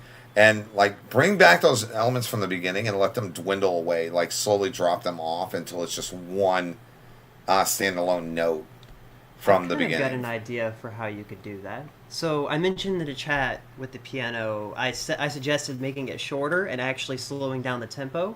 And again with the Sunny Sky samples, that well, but well, but and EQ it out and have it slow down. So it's well, ba-dunce, well, ba-dunce. Yeah, until you're down to one note. Yeah, just start removing elements, slow it down, EQ some parts out, and keep that core color sound you have in there. And I feel like that would. Yeah, I don't know mean- how that would mesh with the piano. Now with the intro, I outro, do. you got curly That is a sound. question I do want to ask, Base. Is that the ending you intended, or were you lost at the end and you just didn't know what you were? Because that's how it felt. Lost in the end, out in the wilderness. I really want to see what this guy does with this. I do want to know, because that's what it kind of felt like, and I want to know if that's how he felt. Like he didn't know what to do at the end, and so did you not know what to do with the ending? Alright, while Blaze Pill answers that question, we're Yep. going to move on. I think that's a good point to close this with where our next up is Zenkai Garage Band. I expect that's probably not going to be your full alias. Midnight Drive. I think this one played recently, right? Oh, nope.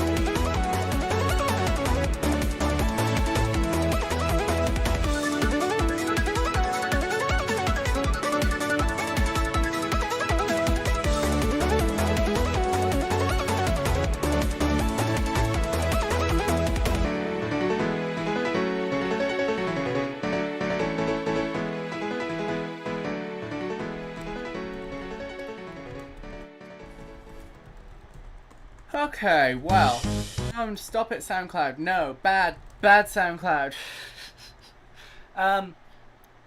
For a start, I mean, Mind if I actually go first? Is that all right? Yes. Okay, go ahead. I want to say the chord progression is almost corny, especially the bass line in the beginning. It is very corny. I immediately thought of either, like, I guess, arcade. Someone mentioned an arcade in the chat. Definitely can agree with that one. It sounds like a phone ringtone, very cliche almost, I want to say. Cliche? Does that sound right? I mean, it could be. I Try. guess. It's more generic than anything. I don't think it's even cliche. It's just Generic? generic. That's how I would sum up And the this whole song- song. Honestly. And the song feels really empty. I feel like your central idea, especially variation, could use some work. There's little to no tension from what I heard. And what it really sounds like is you found a really cool melody, And instead of changing up progression, rhythm, adding variation, breakdowns, or drops, or build-ups, you just changed different instruments and threw them over and over again. You got changes in the instruments, but you need to change up the actual flow of the track as well. Otherwise, it's the same thing repeated on different instruments. You ever see those videos of a person going through a piano store and playing the exact same rhythm on different pianos? That's what you did. I mean, I think that in concept that's fine. The problem is that you don't adapt the playing to each new instrument. Like a piano and a flute don't play the same way, even if you play them the same notes.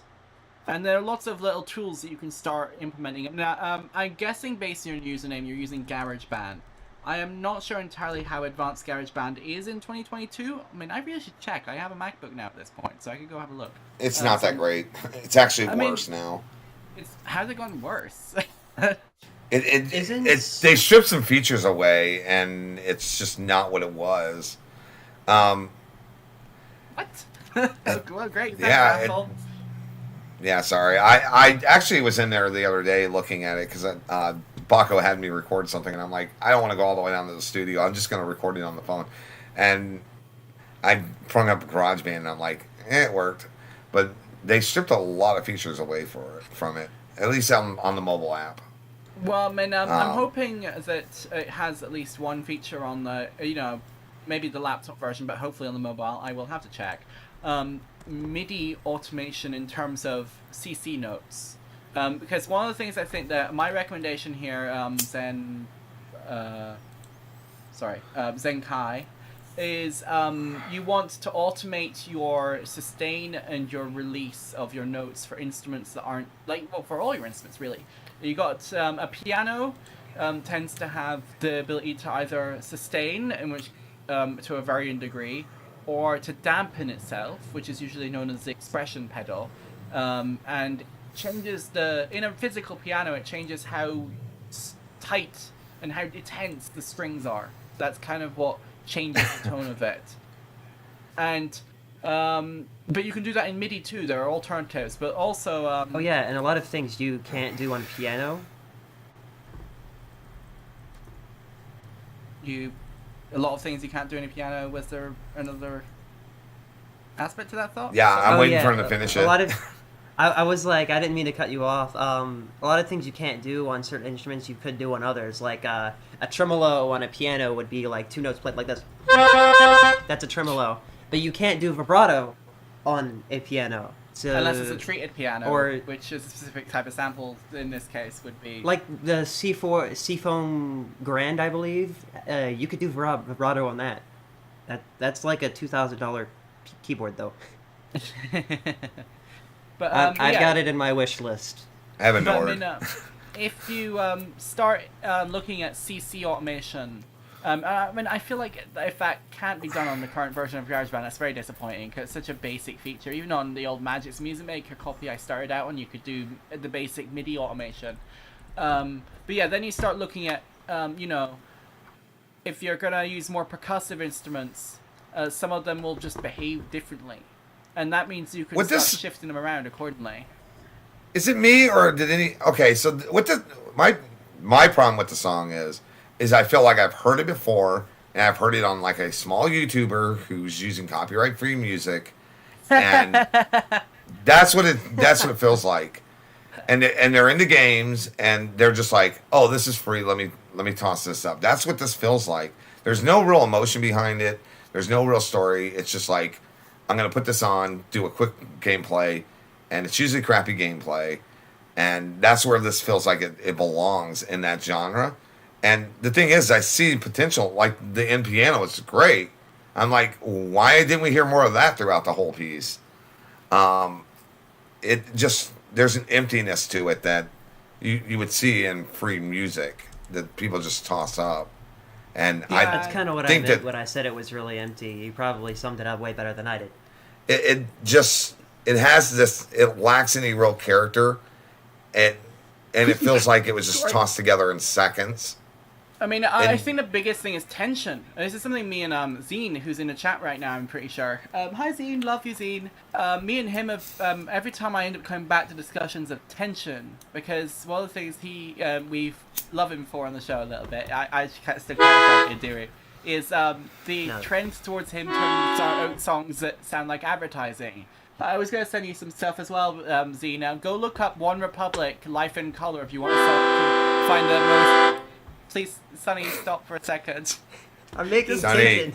It's not... an Yeah, you're advert- making tension, annoying tension. Stop. Okay, fair. Yeah, if you want the most archetypal example of a song that was so clearly made for advertising that it's not even funny, One Republic's Life in Color is literally the TV song. As in, like, Awesome. companies like LG and stuff We used it for their farmers. TVs. Bum, ba, da, bum, bum, bum.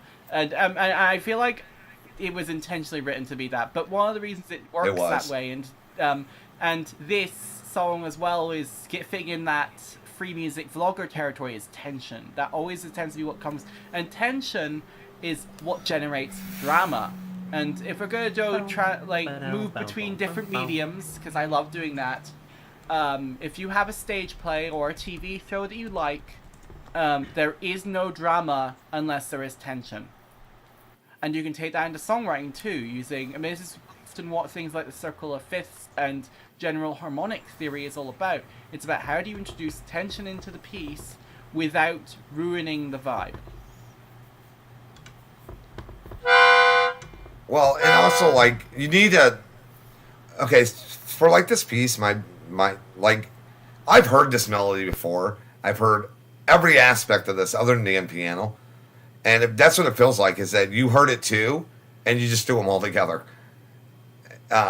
You want to bring some originality into it. I'll mute Is you what I if would- you're not careful, young man. I shall mute him. Bye-bye, Sonny. No, I'm just kidding. That's what it feels like. It just feels like they heard it enough on YouTube by watching small YouTubers, and they woke up and they go, I got a great idea for a song, and it's been done, but they don't impart their own personality into it. Like, put yourself into it. Experiment also. Try to Yeah. screw up. Try to screw... Like, don't worry about getting it right. Just do anything. Because that's another thing as well. When it's so easy when you're starting out to say, I must make the perfect song now. And that often leads you to making very, very safe creative decisions. Yeah. I think we all do that sometimes. Well, yeah. But it's easy to do when you're worried about the idea of, I'm starting on this journey with this brand new thing, I must be good at it now. Yeah, and it really feels like they're just, like, copying something that they remember they heard. And that's what this really feels like. I'm always freaking paranoid. And I don't about like that. ripping people's visions apart, but that's what this feels like to me. Is like it wasn't really their vision; they just heard it somewhere and they kind of put it together from what they remember. I had a That song brings me to an interesting, okay. interesting viewpoint. A lot of times I think getting better is you just have a lot of references and you listen to different songs until you have enough references to make your own song out of it. So no idea is ever truly original, not saying they aren't. But Oh no, I totally everything agree is with built you. up of a ton of different things that you've heard over the years. Like I listened to music before I made music, and I use things that I've heard in music to make music, whether I know it or not. I've gone back to another song and found that I put it exact same sound in the exact same way on top of a song that sounded nothing like the song that I mentioned. Carry on. And Well, I get told a lot that my stuff Oh, no. it feels very familiar to them, and I use that. I mean, I do a lot of familiar things in my music, but I do that not. It's an artistic choice because I want them to relate to it. I want them to feel like they've heard it their whole life, and there's nothing wrong with doing what you did. It's just you got to put your own self into it too, or it just it's just not a bad copy of somebody else's work. And that's what we're trying to like get you to actually start expressing yourself through the music, not expressing where you heard this from. That would be my biggest takeaway for this: is put yourself in this. All right, Nathaniel, what were you saying? no, I mean I think that sums it up in a way that's good point to move on. Keep up the good work. I mean I do think that on the whole you had some wonderful ideas in there, and we do not want to discourage you in the slightest. Keep No. producing, make fun stuff, have fun with it. Chuck an organ on top of an orchestra and for the sake of it, I don't know. Like, I mean, physically do it. You got to leverage it. Get Throw the the rope up Pornhub there. drum line on there. Crush the orchestra. No, I do not. I'm not promoting murder. I'm very sorry. This is in Minecraft, okay? Okay, Next- okay. In Minecraft, yes. In Minecraft, it's allowed. Tad Stop Falling in Love by they're in Donna in the chat. Apparently they don't like the vocals in this. I'm not sure why. Be interesting to see why. Watch as that's Okay. a remix or something unintentionally. Let's find out. Nice opening.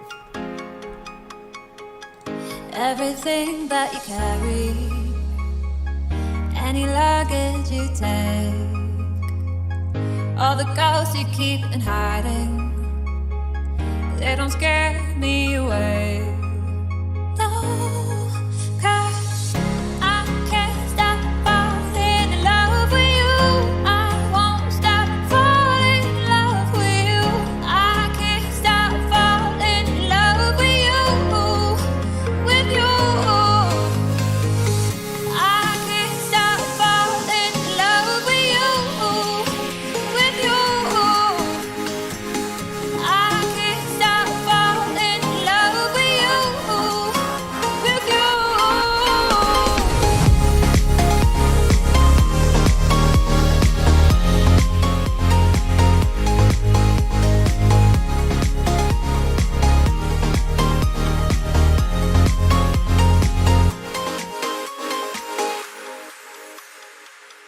There's a past that keeps on calling, or if it keeps you awake.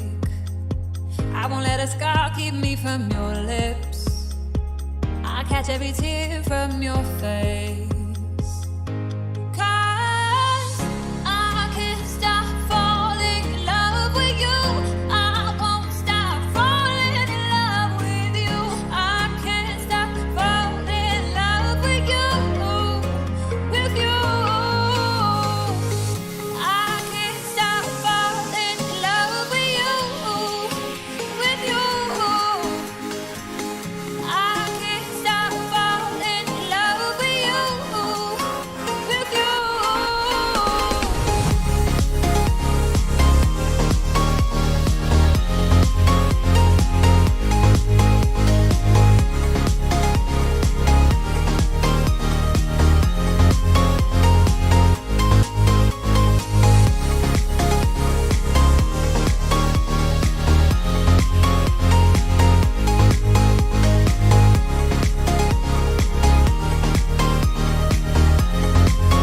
With you.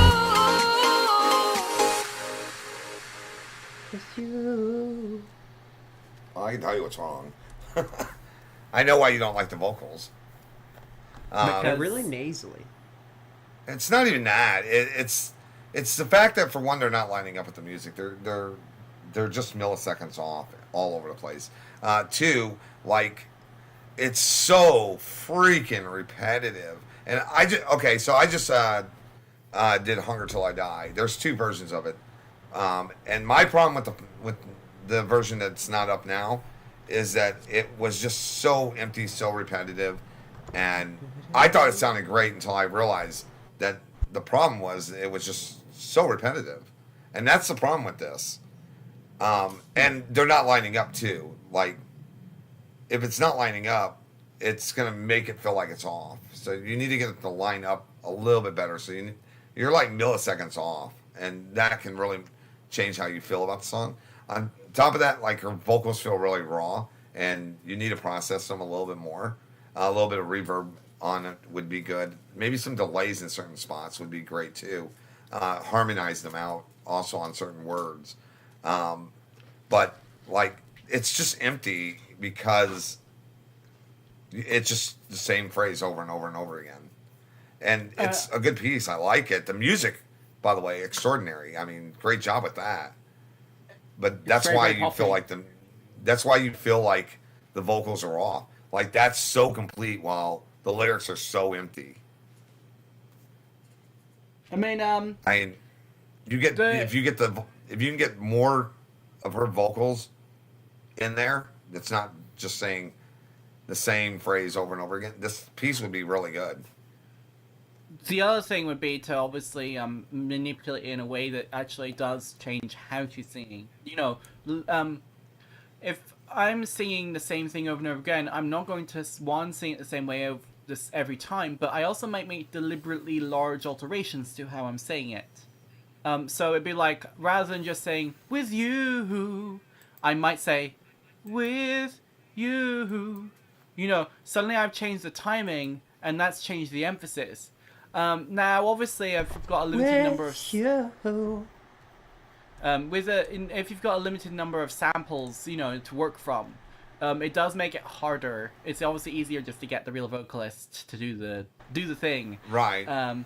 But it doesn't mean you can't digitally manipulate it. You've got tools like pitch correction and melodyne to create one little variations in there, and then you just chop the shit out of it. So that and change the arrangement of the lyrics too. Yeah. Change the arrangement of the lyrics. I was gonna suggest new tone actually. I was Whatever, going to suggest they it need to doesn't cut matter. up the stems a hell of a lot more. Cut up every word and rearrange them around, and create new sentences. versions of it. Yeah, I mean, you have enough stems there. Give it a little bit of variation, even if it's a tiny bit. I know some That's very why mad, the vocals feel wrong. I also know there's some very, very mad people out there. My brain can't think of any specific examples out there, but there are people out there who will chop up consonants and vowels from entire phrases. I mean, this is kind of how deep fakes work. They've automated the process now for spoken word, but there are people out there, producers, who will chop up every word in an entire spoken phrase into little Every bits. syllable too. And create entirely new words, entirely out of those syllables and vowels and whatever. And they're mad, it takes forever. But, you know, you can get that level of variation if you're precise and patient enough. That's the thing for me. I have no patience for that. I mean, as a singer myself, what I do is I just, you know, I'll just re-record it or keep recording more takes until I get the bits I want. I don't have, you know, I'm an instant gratification kind of guy. But the option is there. And if you really, you know, if you really like the timbre of this specific vocalist, and you can't get any more of her voice, you can manufacture it. And it just requires You're a gonna lot have of... to. Yeah. The thing is, I was really let down by this piece. Like, the music's so good underneath. Like, you need a real vocalist that you have more than just these lines. It's a great piece. That's why it annoys you, though. Yes. Like, the music's really good in this. Am I wrong? I mean, other than the fact that it's slamming too hard near to your limiter, which is why people are experiencing the pumping, the actual musicality of it and the production side of it is great. Definitely solid job. Yeah, I can't speak on the production. I'm listening for construction, melody. Yeah, in terms of note construction, selection. can't fault it. Sunny. I also noticed there was a lot of transients on that pluck in the beginning, and then they suddenly disappeared. I actually Yeah, it's don't because- mind Actually, I the like that. transienty thing. I liked it, though. That's liked it, why that's what I I was liked the thinking. opening. Yeah, that's like that. That's a brilliant And then way they to do disappeared that. when the vocals came in. Yeah, it was good. The guy on the top You left. got a really Yeah, good you house are- vibe here. Are you left? You've got a really good You're house right. vibe here. Which direction? Yeah. Top, Some things you can do let's- with vocals. So Hold on, top alright. me sung it pretty well. I'm Nathan, alright. yeah, Nathan's a good singer. I try to be. I mean, sometimes I still screw up. Yeah, it's not you, Sonny. You're not a good singer. Sonny's a great singer. I feel like No, Sonny's a good singer. I just giving him crap. I feel like I'm a terrible solo singer. I've sung in a choir You for know my what's- life. you so know I what don't have a very Sonny's good at? solo sound. You know what Sonny's really good at? Like making Being really annoying. good sounds so people can clip them and make some music out of it. Get it, Sonny. That's what I use my Come on. voice for most Come of on, the go time. boing, boing, boing, boing. Come on. Boing, do it. boing, doing, doing, doing, doing, doing. There's you a growl. There you go. So you got a really good house vibe here. The vocal, I've found that I would soak vocals Baco. with way too much reverb. That's something I did a lot in the past. I've taken to actually separating or like copying my vocal or sending it to two tracks where one track has a lot of reverb, one track has not so much reverb and is typically louder. The drier one's louder because I found that I would put so much reverb that the vocals would actually fade into the background. So that's a way you can give some space to your vocals without pushing them back. That's what I've done. I don't know what you think about that, Clowns. What do you think about that?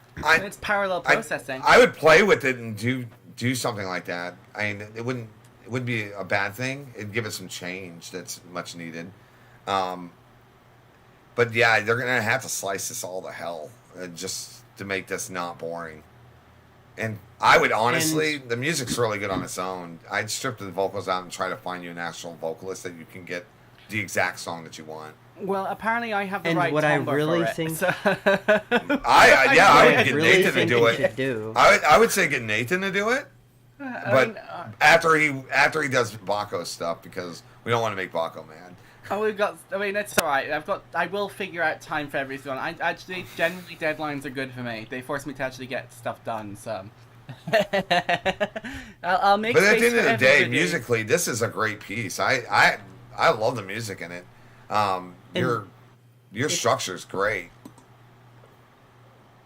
If you want to use the same melody or the vocal line and just have someone else sing it differently, definitely experiment with the octaves. She stays pretty much within the same vocal range the entire song. Start a little lower at the beginning of the song, like I get really personal. It was definitely her vocals are definitely first of all, the microphone processed. goes da-da-da-do, da-da-da-do. And as time goes on, you can go da da da da, something like that, you know. You're a bastard. That hurt my ear. Sorry, I pulled back with the microphone, but I guess not very far. You leaned into also- it and whispered, need- and I started listening. And then you go, Da, blah. da, da, da, da. Da, da, da. Doop, doop. All right. Definitely. Oh, so would I. when you I go like the melody contact your too. vocal. I liked When you go- how she sung it. It's just it wasn't enough. That's the problem. Something really important. Don't make the same mistake other people have made. If you get a vocalist to do this who isn't, Nathaniel, ask them to send you multiple versions of it. Like multiple takes. Don't have them only send you one, because there's a lot of interesting things you can do. You can layer all three. You can pan one to the left, one to the right. Get some interesting panning. Definitely get multiple and ask I'm for lazy. I ad only libs as ever well. do one Definitely take. If you ask don't for like it, ad libs. Goodbye. You and Yes Please should form a band. He only ever does like instant one take things. I don't do instant one take. I actually take. I literally my stuff. It takes hundreds of takes for me to get what I'm looking for. So I'm a little lazy. I'll take like 15 different takes and I'll chop them up. Like if I really like the way I sung one part, I'll use that part and cut it out, and I'll throw it together with the other parts, and I end up having a cobble together bit See, I never of phrases cut that I mine like up. the way I sung them, and I but never that's cut how mine I've done up. my I vocals should because do I'm that. lazy. I don't ever. Oh, it's so much I don't fun. ever push to do It's so much one fun. perfect take. I mean, sometimes And I will another nail thing it. you can do with vocals, especially if the reverb isn't built into the vocal. If the reverb is built Oh into yeah, the you're vocal, good amazing luck. with Vox Flacco. You're just freaking a wizard. But feel free to completely chop up the vocal. Like I've seen people chop up vocals, take like vowels and such, pitch them up and stretch them out, and to make entire melodies out of it. Like with that, something like that. Hold on, Don't I see a sample that, violin please. Please don't preset. sample that. A violin preset Say for what? what? Is that what's Oh no, going I on? found. Yeah, this song is called "I Found the Violin Preset 1.1." It's by.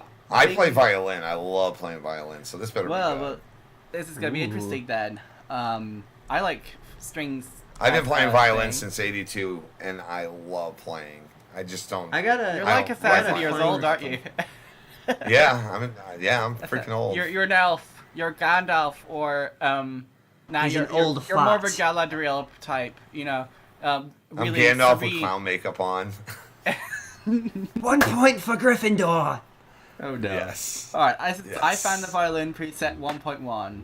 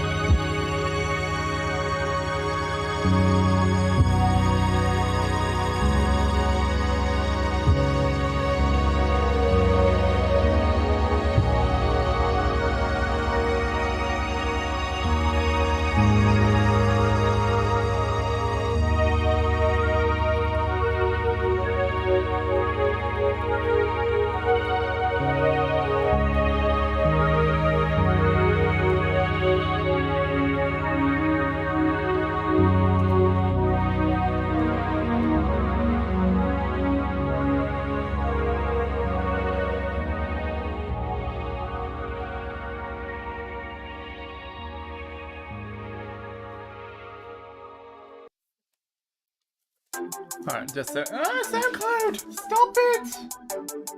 Oh, at least it's another Bingbo track. So let's see. I muted everyone just to right. Everyone's back. And I need to put back on the screen. Oh no. I can't believe you've done this, honestly. I can't believe I've done this. I can't believe you've done Did this. you touch me somewhere? Oh, sorry. Go on. This is so close. Like this song, in terms of overall progression, absolutely wonderful ambient place. You've gotten, you said got some feedback from us about stereo separation before in the past. Yeah. It's very, very separated, but now you have to learn how to EQ in stereo. And panning is just awful in this. I mean, I think a lot of it though is to do with everything has been panned, but because it's all trying to occupy exactly the same stereo field, like in terms of frequency response as well, you've got all your really, really high piercing sounds that are also trying to occupy the extreme left and extreme right, and physically sound doesn't work that way. I mean, it's a bit like can only take so much info. That as well, that doesn't help. It's like there's the Doppler effect with a car going by, and if you hear it, it's like, and it sort of gets more bassy the closer it gets to you, and then it goes away, and the bass drops. But you'll also notice it's like a high pass filter is coming on the top, and the high end is also, or is it a low pass? I can always get my brain's all mixing up words. A low pass filter on the top. So it's like all the high end suddenly comes down as the car goes away as well, because it's sort of a roar to the engine. It's not just the bass of the engine, there's a lot of other harmonics going on. And it's the same thing with panning and stereo frequency separation. Don't want the stuff at the very edges to have the same level of depth in terms of bass or high end. Because when you do that, it makes it feel like we're actually sitting really close to it. So like, yes, it's on our right, but it's like you're blaring, say you got two synths that have those ear trumpet amplifier things, and they're just like right here, when what you're really trying to do is have them sit over there. And it won't, because your frequency response is wrong. Clowns. My turn. Okay. Yeah. This guy is not gonna like me. I'm sorry. I can definitely tell this is not played, and it really. Halfway through, I just stopped listening to the violin. I had to, because it was just like, you're holding your notes way too long. This is unplayable by any violinist, and most of them are just gonna hate you if this ever catches on. Because people are gonna want them to play it exactly how you're doing it, and they're just gonna despise you. It's just not playable. Construction-wise, it's pretty much the same thing all the way through. There's not much variation. Everybody had that spacey vibe, but that's from the violin. And once I stopped listening to that, there's not much else there, right? It's very empty, and that's why they're getting that spacey kind of vibe.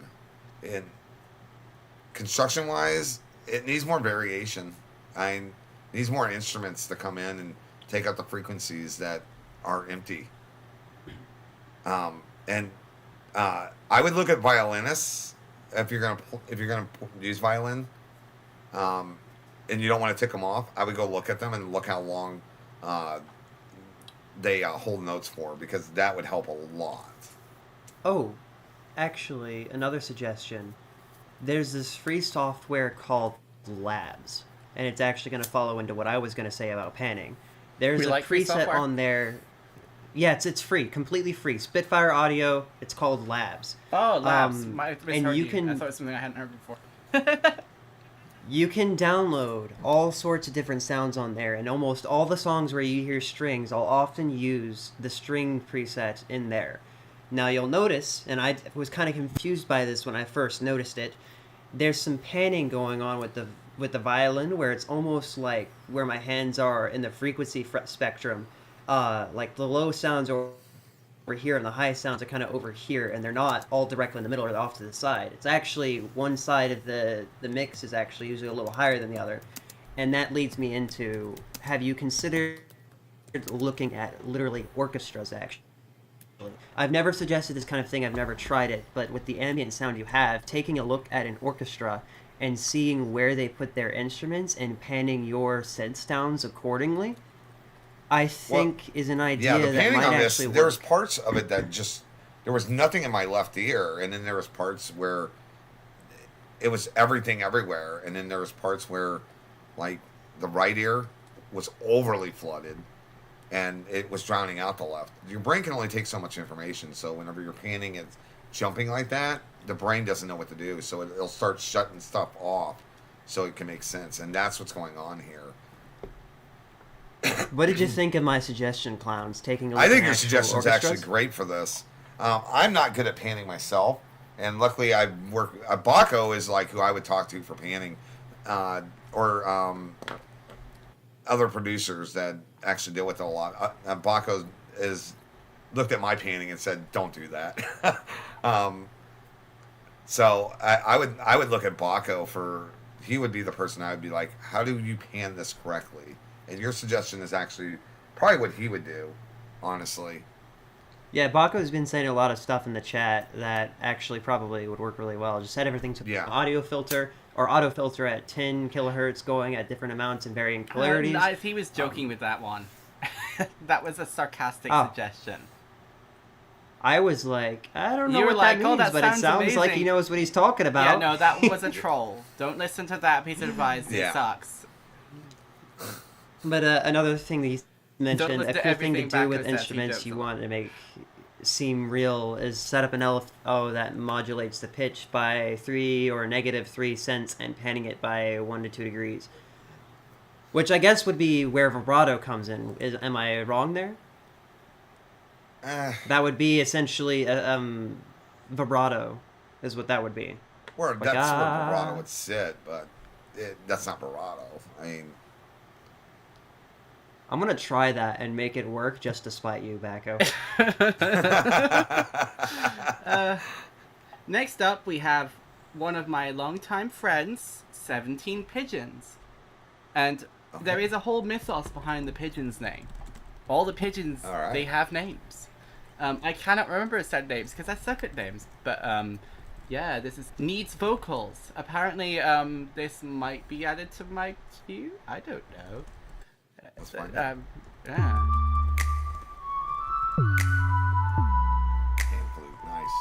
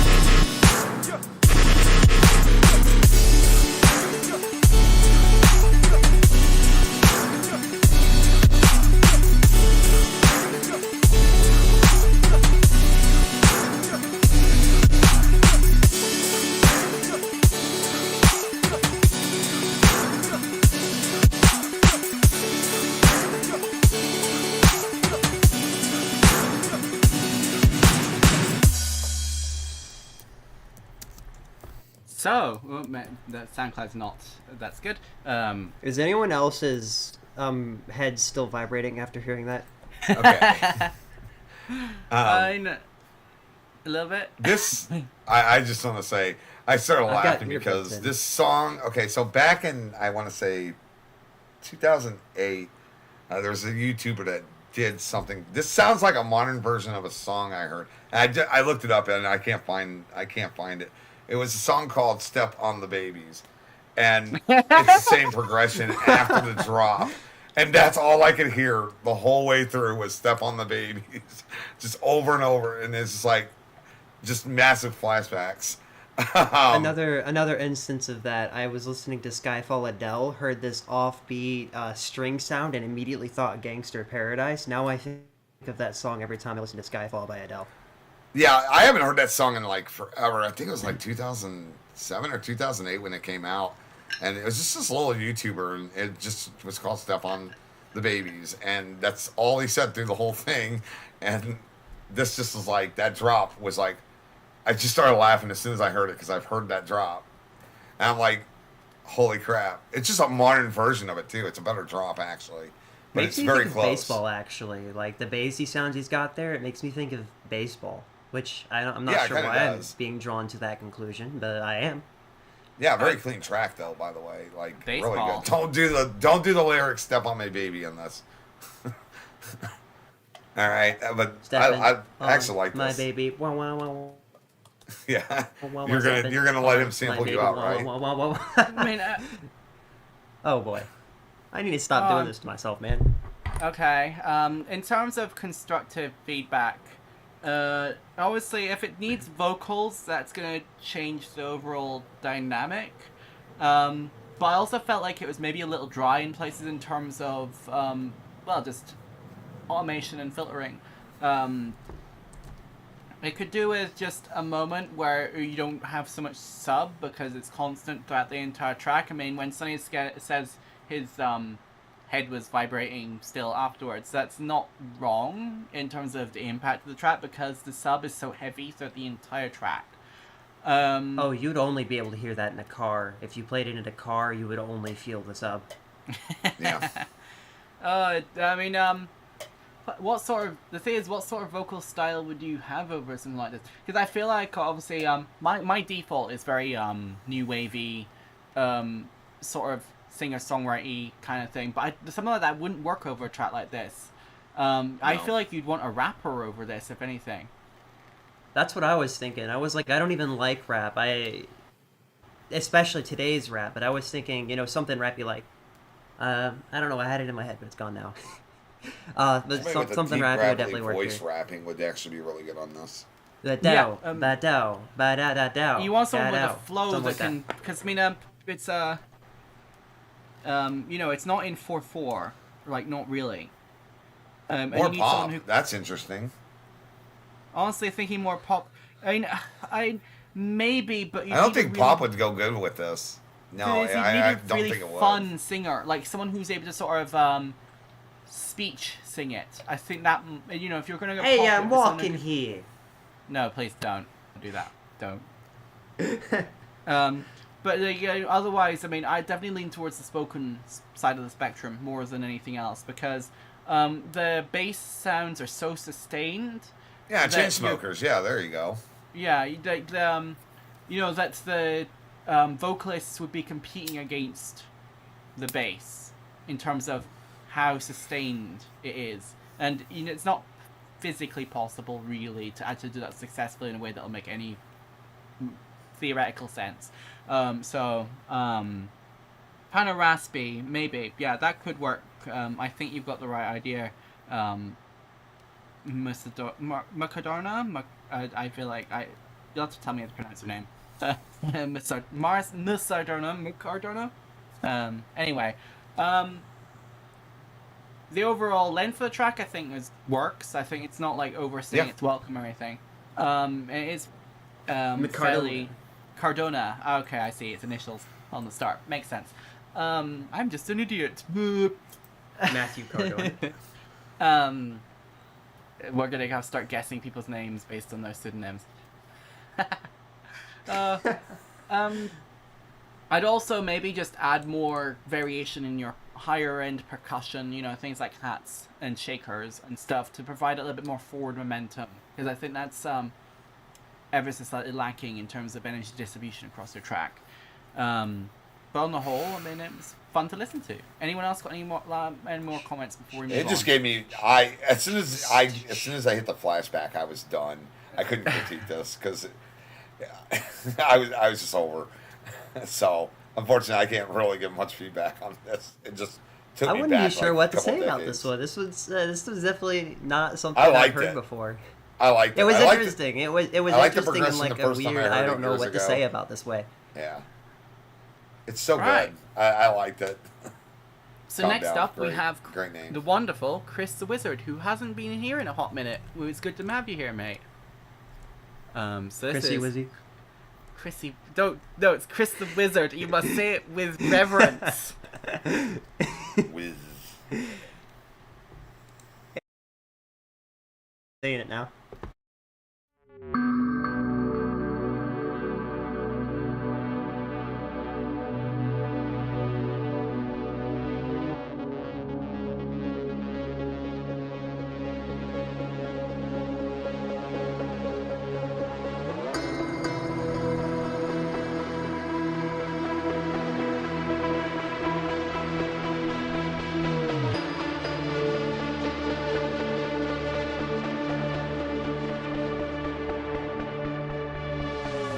Calm down.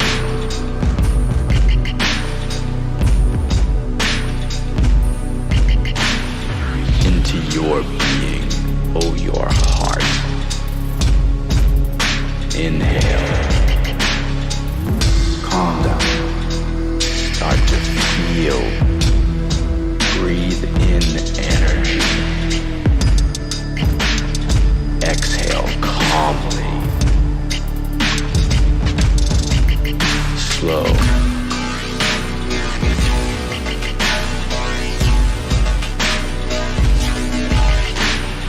Into your being.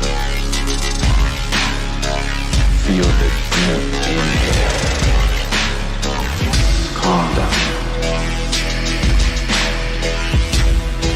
Breathe in energy. Exhale calmly. Slow. Calm down. Invite those breaths into your being. Feel the deep inhale. Calm down. Breathe in energy. The prana. Exhale calmly. Slow. Calm down.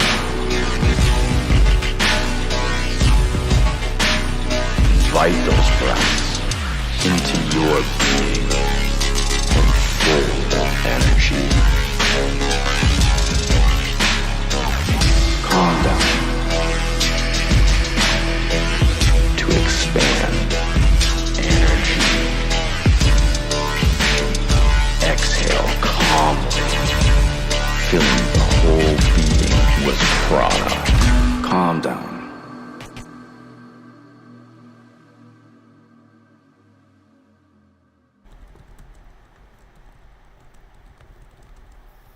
That was intense. Oh, I mean that. It's very trip hoppy. You got listed as down tempo, but that's a very old school trip hop vibe going on there, and I really love Like a how hyper pop? heavy. No, not hyper pop. No, trip hop is like Massive Attack and Tricky and Portishead and all that kind of 90s. Let's fuck around and rock around at Tricky. No, that's not what I'm thinking. God damn it. We're gonna have to educate you, boy. Oh, sorry, I've got a little bit of a cold. Gonna clip that. I too have with this very on. little suggestions for improving this because that was amazing. I think that mainly it'd be just incorporate that spoken sample into your space a little more in terms of artistic effects. creative licensing on how you're processing it.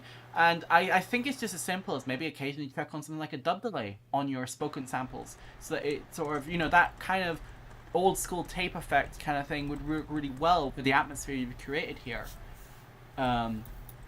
It's ironic as well. It's called Calm Down, and the spoken sample. Stream went down. What? Stream went down. Oh no! What do you mean? Oh wait. Stream looks fine to me. Yeah. I don't know still. why. I'm watching it think right was just now. him. Anyway, that's fine. Everyone else can still hear me. It's like calm down, and the spoken sample's like, take it easy. Ironic. And it's like, it doesn't make me relaxed, but it's also like, it's really powerful to listen to. Like, it's so satisfying. I don't know about you. I think you do need to re-record the vocals though. Because how you're saying down, okay, so people ask me how I come up with my lyrics and stuff. All I kept hearing whenever you said calm down was condom. That's all I kept hearing. Oh no! Oh yeah, you really gotta overpronounce your vocals to make sure they stick, especially when you slather them. My with only effects. complaint. You gotta and I'm just trying not to laugh the whole time I was listening to it, because my brain is so weird. It takes stuff and it plays with it. And when you were doing, I love this. Like, I was expecting like a different drop when it hit, and I loved it. Like, it was like, okay, this is good. But then as soon as you started saying "calm down," all I kept hearing was condom, condom, condom. This is like, what the heck? Oh no! Oh, it's a great piece though. Like, I love that. I loved it. It's great. The funny thing as well, Chris the Wizard is totally the type to make a song about a condom. Like, I mean, yeah, this is his, it is a great message. It is a great message.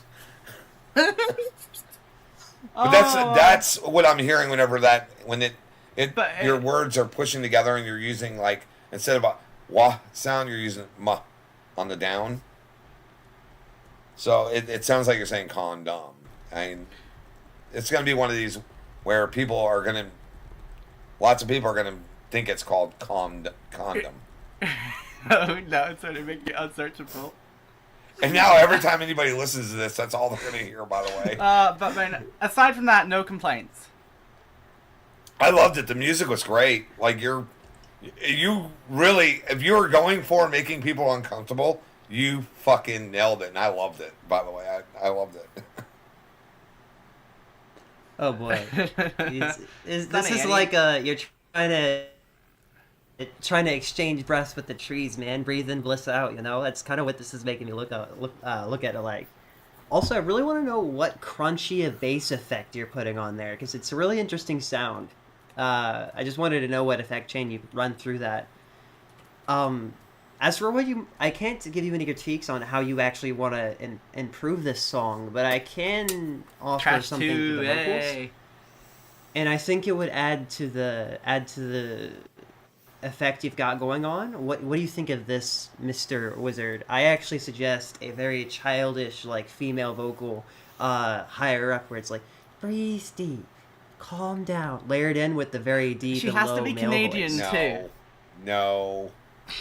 Like an almost childy like closed mouth nasally sound almost. No. Oh, you got some disagreement. Going against everything we suggested. It would ruin the vibe that's set in this. Like, no. Like, really subtly, just what you sitting could there do, on the top. what you could do though, what you could do is a little kid laughing underneath it. Could bring just up that pitch eeriness. it way down and then put a bunch of reverb would on make it. it really eerie.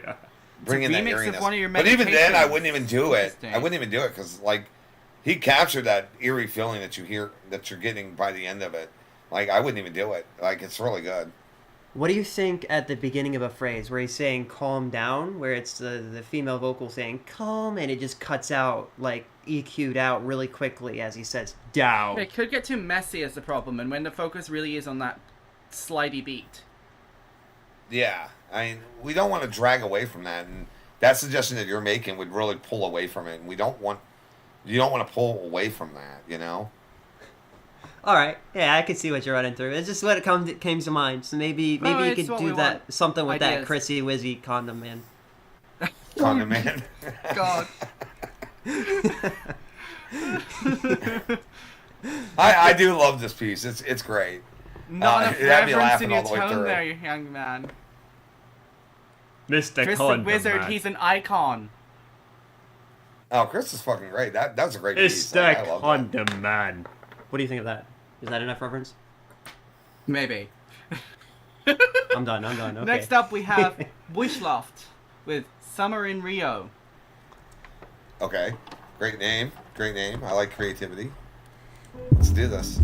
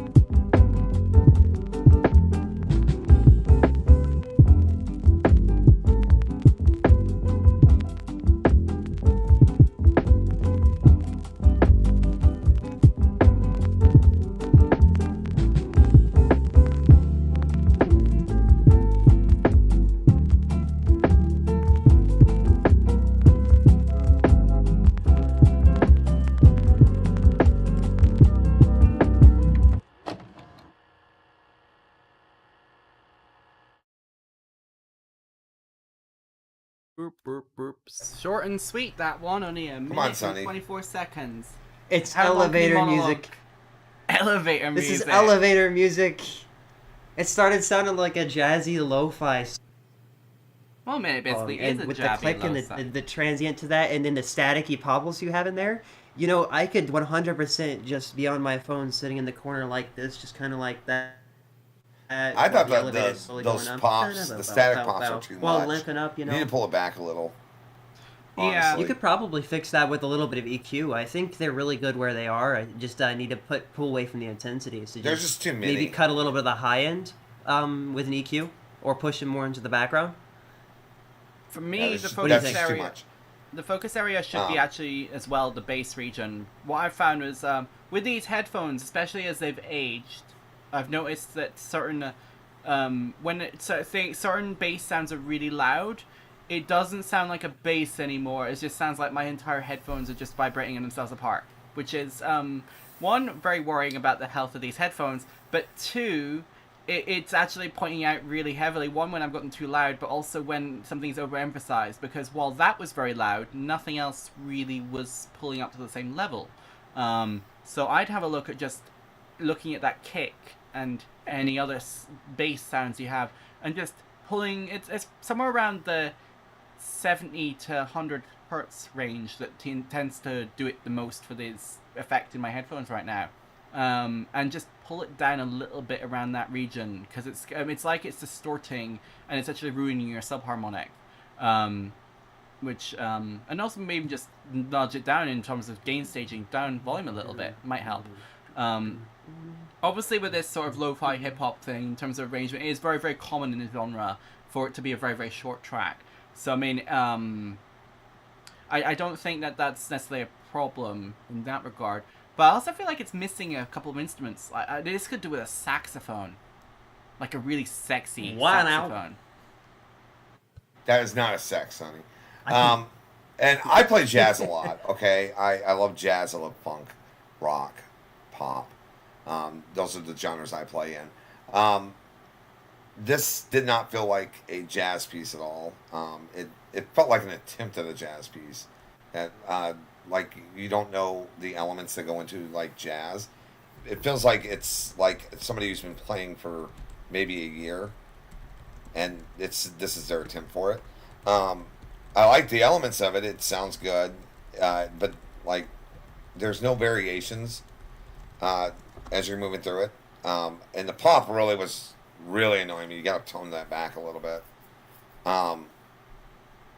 And yeah, it's elevator music, and elevator music usually isn't good for the most part.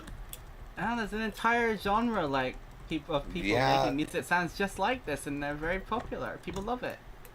Yeah, I'm just not a fan of this. Another idea. An idea I just had. A lot of times I've suggested The piano using is this probably the kind of best part thing of as this, an by the way. intro. What if you had it like break down and then remove the filter and then progress into like a full-on song? So that was just the intro, and you build it up into this song without the filter. What do you think of that, Mr. Clown? That wouldn't be bad. I would focus on getting all the instruments up to where the piano is, honestly, because the piano is probably the best part of this. And wherever you got the piano, if you're playing it or whatever, that was spot on. It's the drums that weren't. It was. It's missing a lot. It needs some loving care. I want to hear some Yeah. Nope, no. Yeah, you need variation. Jazz is very variant, right? That's not at all what I was going for. I like. And Okay, usually, loose whenever you're wrists. playing jazz, you're trying to play. Loose wrists. Yeah, whisks.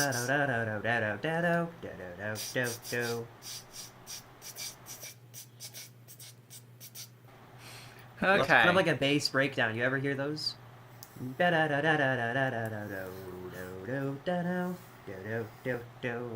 Oh, we're closing out with me again. Awesome.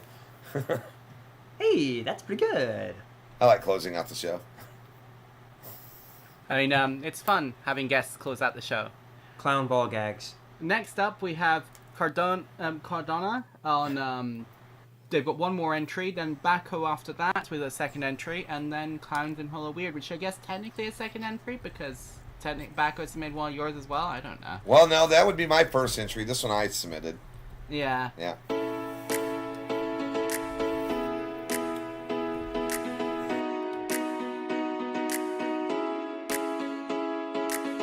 The city lights never got me going. Never thought I'd be the type to chase a dream. And if I gotta go at it alone, I know the ride will be worth it to me. And everything's out on the table, and there you are. Everything I've wanted is laid out in front of me, but I can't help and think my time with you's too short.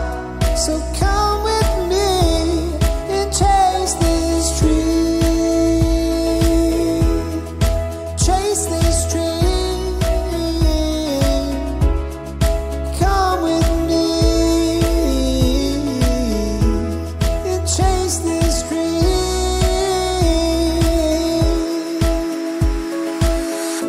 Come with, come with, come with, now. Come with, come with, come with, now. Come with, come with, come with, now. Come with, come with, come with, now. Come with, come with, now. Come with, come with, now. Come with, come with,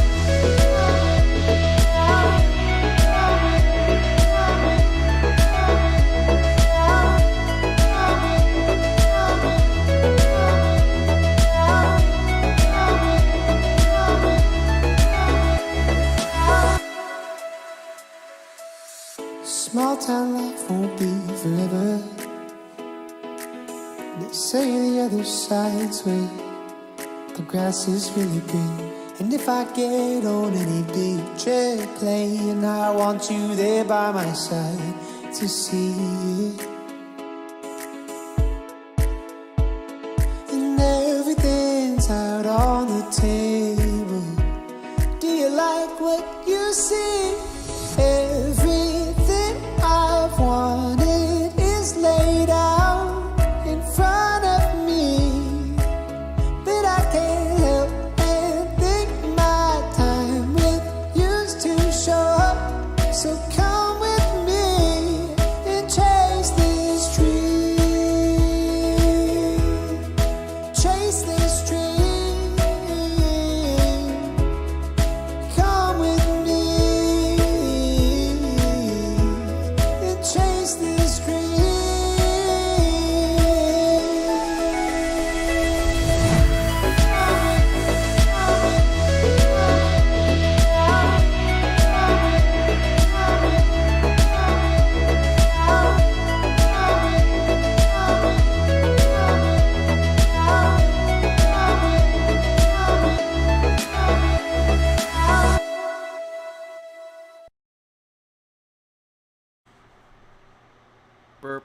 So I mean, some of our advice earlier was also applies to this a little bit as well, and in that the vocals need to be realigned.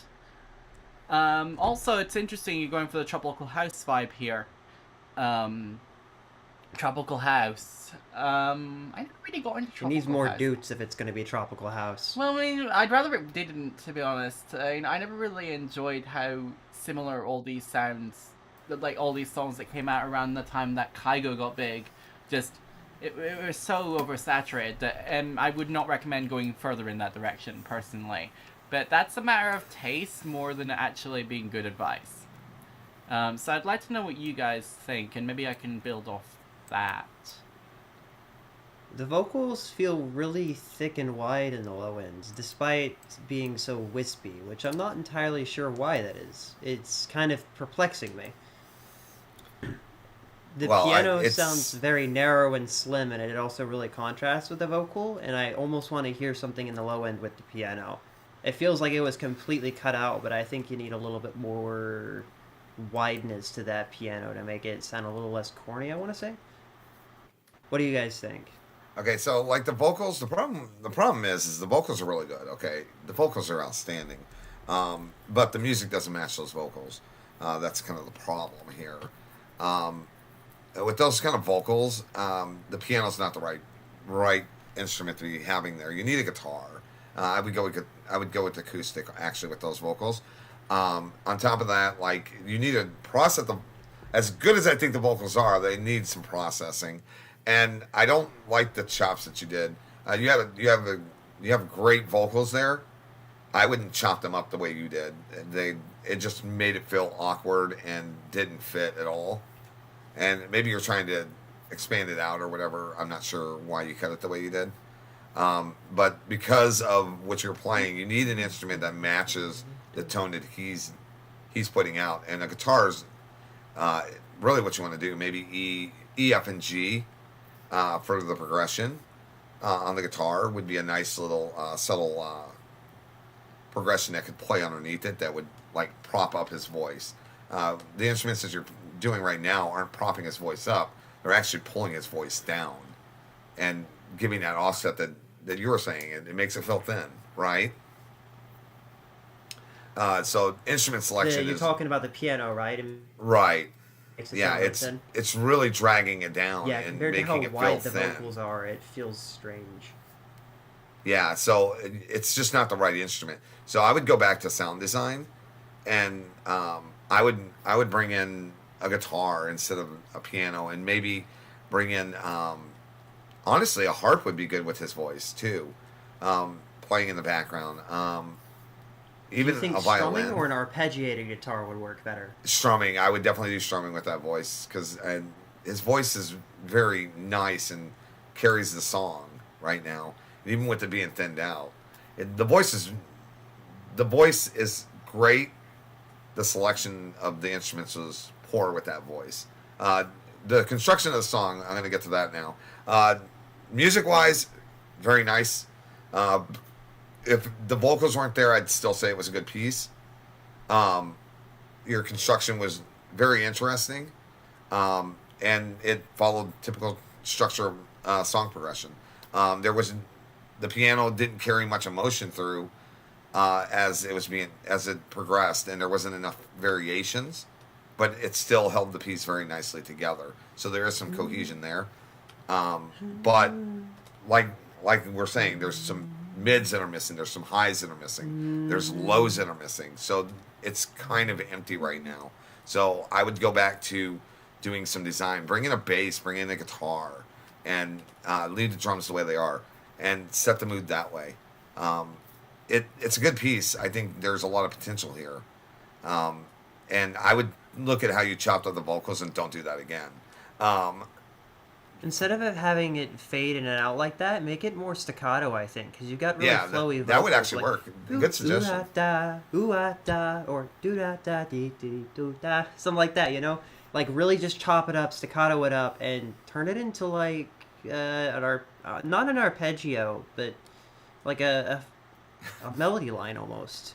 Like, Yeah, it would be a melody. You got line. really flowy vocals. You've got that piano pad going off and off again. And yes, it is constantly hitting. And honestly, it's not staccato. It's very flowy. One of the things that you can do is bring in another vocal. I mean, if you don't have enough vocals for that, bring in another vocal there that's doing exactly what he's saying, and expand it out that way. I mean, and you have a nice piece here. It just needs to be reworked. If you are going to try like vocals, definitely vowels though. Vowels will hit a little harder. So go for vowels. Yeah, it's definitely, there's a lot of potential here, and I actually want to go and play it on the piano, not on the piano, on the guitar and bass right now. It's sticking in my head. So you have an earworm effect here. It's just you chose the wrong instruments. What do you think of a really strummy guitar and maybe like a high up ukulele plucking along? A ukulele would be good too. Actually, I'm not a That's what fan I of keep wanting to ukulele. hear, like something with a lot of reverb and a really like sharp plucks almost. I'm very I picky kinda on wanna- whenever I want ukulele in a piece, and this would actually be a good one with his vocals actually. So I always think of a ukulele as a kid's toy, and it should be in stuff. All right, it looks like it's a piece It's a by three- me that's yeah, not so it by looks me. like- So this will be fun. Okay, we got Piece off by me, kilter not by me. by something involving backhoe and something involving clowns. Not sure what's happening here, but let's find out. It's a remix. Oh.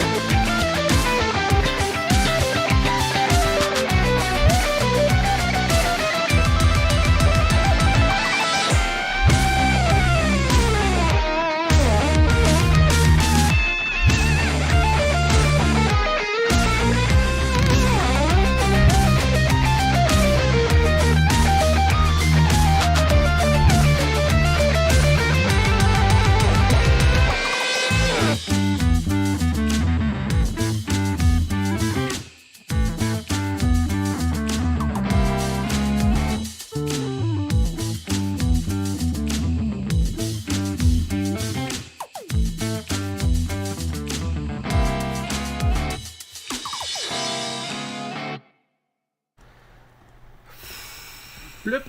Right. Do you want to roast yourself, clowns, or do you want to let Sunny roast you first? Or Bacco, I guess. I don't know. Both of you. Joint. It would be Baco test. that would be roasted. Go ahead, Sonny. I'll give Baked mine it. after you both go. Baked potato. Baked potato. Well, Don't I think you understand. did some really cool use of the poinky ponkies, is what I wrote in my notes. You got like those little that you've got in the background, and I thought those were really interesting. I also noticed the panning you put on there. I was talking to you about it in chat, and now that I know that you're doing it to keep the frequencies separated, I can see why you're doing it like that. The only problem I would see in that is what happens when someone's listening to only one device? I bet it's going to sound really funny. Either that or it's going to cut out one thing entirely. Actually, no, it doesn't. Depends It actually sounds fine. It does? It does sound fine? Yeah, because that's how I had it to begin with. Everything was all in the center, and it does sound fine. I'm pretty good at recording. I kind of wonder instruments. why you don't just pan one outwards and put one in the center and then have the lead guitar over top of it. Would they clash too much? Yes. Oh yeah, They do I clash noticed, too much if and you do it trust like me, I that? will be saying something about that. All right. And I also felt like it was really... You had that opening riff that had like the down, down, down, really spicy riff there. When you transition back to it at the end, it feels really abrupt and sudden. I don't Yeah, know that was if actually you done on want to purpose. ease up that transition. No, I I actually don't know didn't if you want to. wanted to do it like that. I just didn't know how to feel about it. The I reason also I pulled that. appreciate the go attention ahead. to detail. You reversed the kick into itself at some points, and I noticed the little things that you were doing there, and I was like, this person put a lot of attention and detail into the little aspects of the song. I can tell. Okay, carry on with what you were saying. Okay, so I'm going to address Baco here. Yeah, we're going to have to rework that at 25 and 36 seconds. Yeah, I definitely noticed it. We're going to have to come up with a melody for that because that melody does not fit and really stuck in my crawl. So we'll work on that. I'll talk to you later about it. Yeah, it was just like, yeah, that does not fit. So we'll work on that. The rest of it sounds good. Yeah, there's some of the painting issues I think are now there that weren't there before. And I kind of know why, because I'm kind of crazy whenever I'm recording stuff like this. My playing is spot on, but like there's a few parts in the sax that I'm actually here. Sax sounds better, by the way. There's parts in the sax where I'm noticing that I could have played it a little bit better, but still sounds good. But I don't have as much experience on the sax as I do on the guitar, so go ahead, Nathan, roast the hell out of me. Too much bass. It's too much bass. Sorry. Bass. Too much there's- bass. That it's just in terms of level, the bass is too loud, and it's a bit too loud in your drums too. You've overemphasized the bass in your drums, and it's actually making it so that the guitar is getting buried a little bit as a result. But I wouldn't make the guitar louder. I'd just pull everything else down a bit. In this version, you remove the sub layer. No, everything that's else still has too much bass content, like sub bass content in it. Just a smidge. Think like, you know, could I duck wouldn't it a go little bit with crazy an with a dynamic EQ EQ or might cut it be out? enough. Could be enough. Yeah. Like no, don't go crazy. You're talking 1 or 2 decibels of bass frequency response max. But it's just enough that What it's about- taking some of the glittery shine off the guitar, because especially in Yeah, headphones, you know? Yeah, I think you're right because in the solo was kind of tamed down a little bit too, compared Yeah. to what it was. But I Like, wouldn't that change the impact was a volume little of bit that gone. specific element. Just bring everything else down a little bit. Just tweak it, because it's right now. It's just the point where that's all I'm really hearing to the maximum effect in my headphones. I can't remember what you produce on, like what headphones you produce on, but I feel like it's likely your monitoring environment that's causing the disconnect there. I think I remember you saying you changed what headphones you were using, maybe, recently. could be misremembering or Oh confusing. yeah, you someone mentioned else's. that you were still getting used to them. Yeah. So I mean, I think that's part of it. Just you haven't quite learned the response yet. Well, I obviously know these very, very well after owning them for like 2.5 years. So I mean, I can kind of, yeah, just a little bit, nothing too crazy. Obviously, in terms of arrangement, yeah, in terms of arrangement, we've heard this before, I think, and my comments obviously are basically very similar to the way it's before. I agree that you maybe should re-record the sax ever so slightly, but otherwise it sounded pretty good. So I mean, overall, good job with remixing it and tidying it up, Backo. On the whole, I think it's fine. It's just the bass. That's kind of all that was really standing out to me. Cause I'm all about that bass, that bass. Yeah, so, yeah. Thanks, Megan Craner. You'll get a DMCI strike from Universal or wherever she's signed with. Has that actually happened from someone just saying something Yes. like that? That's Not ridiculous. to us, but I'm pretty sure it has happened.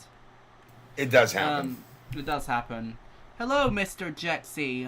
We are very good, thank you. I mean, I'm pretty sure I speak for everybody, and that we're pretty good. We're actually on one last song for tonight. It's by our guest, Clowns and Hollow Weird. It's got a music video thing, which you can see in the little corner, so it'd be interesting. Apparently, Backo's working with everybody right now. But I mean, we will be back again for Feedback and Friends in 2 weeks. It's November the 19th.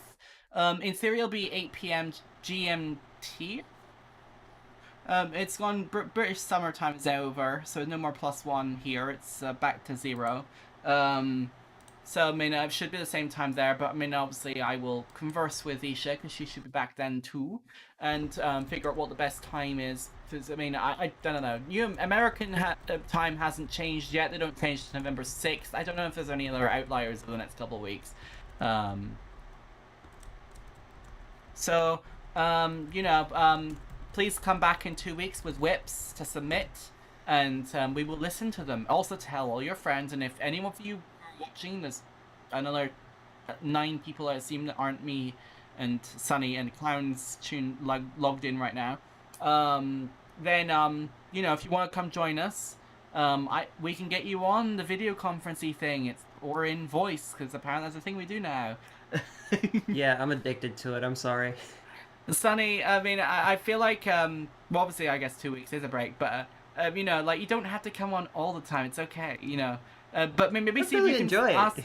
but also, maybe, okay, I'll make a deal with you. You can come on if you can somehow find someone else cool to bring along with you. Bring a friend. This is Feedback and Friends. I See if don't you can have find any someone. friends though. Online?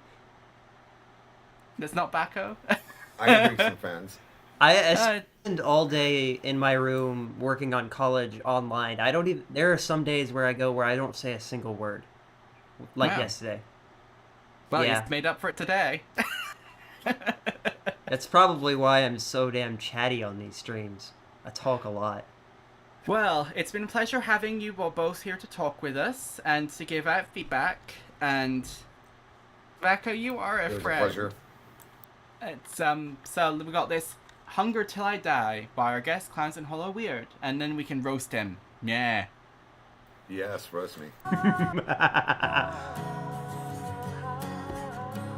nothing more than what I am. Nothing more, nothing more. It's only me, only myself, only I. Nothing more. You can hear me when I cry. Hunger till I die. I am crucified, demoralized.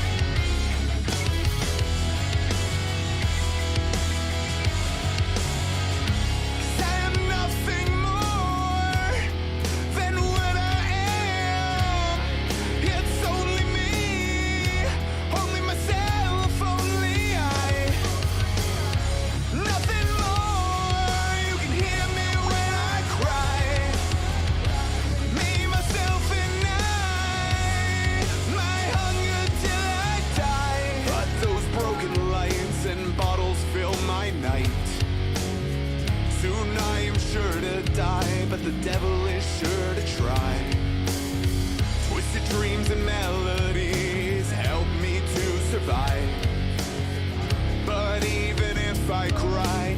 You can't break me, I can't be free. Can't you hear me when I cry? When I cry for my freedom.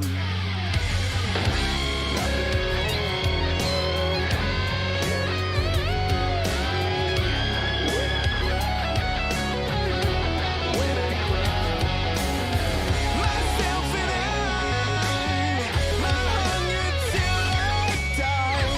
Even when I try, I won't die when the nightfall hits the ground.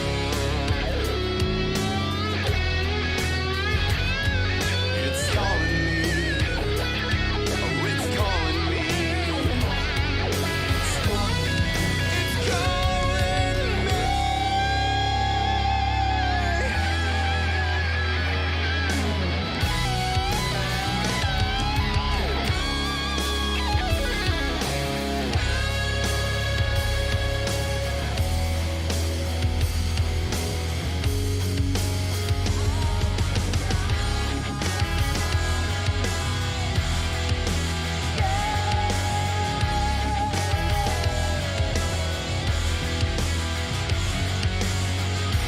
I am nothing more than what I am.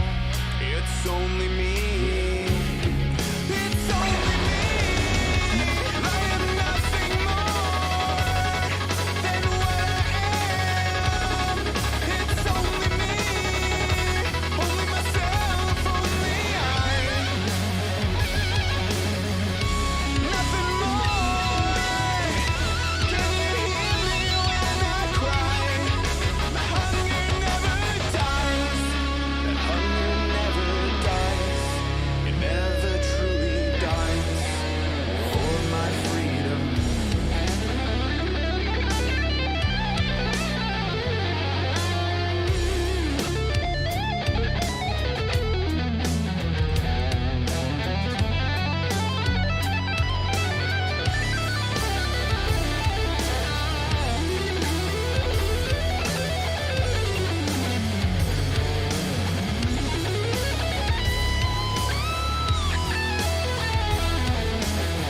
My freedom makes on through that night. I am nothing more than I am. It's only me. It's only me.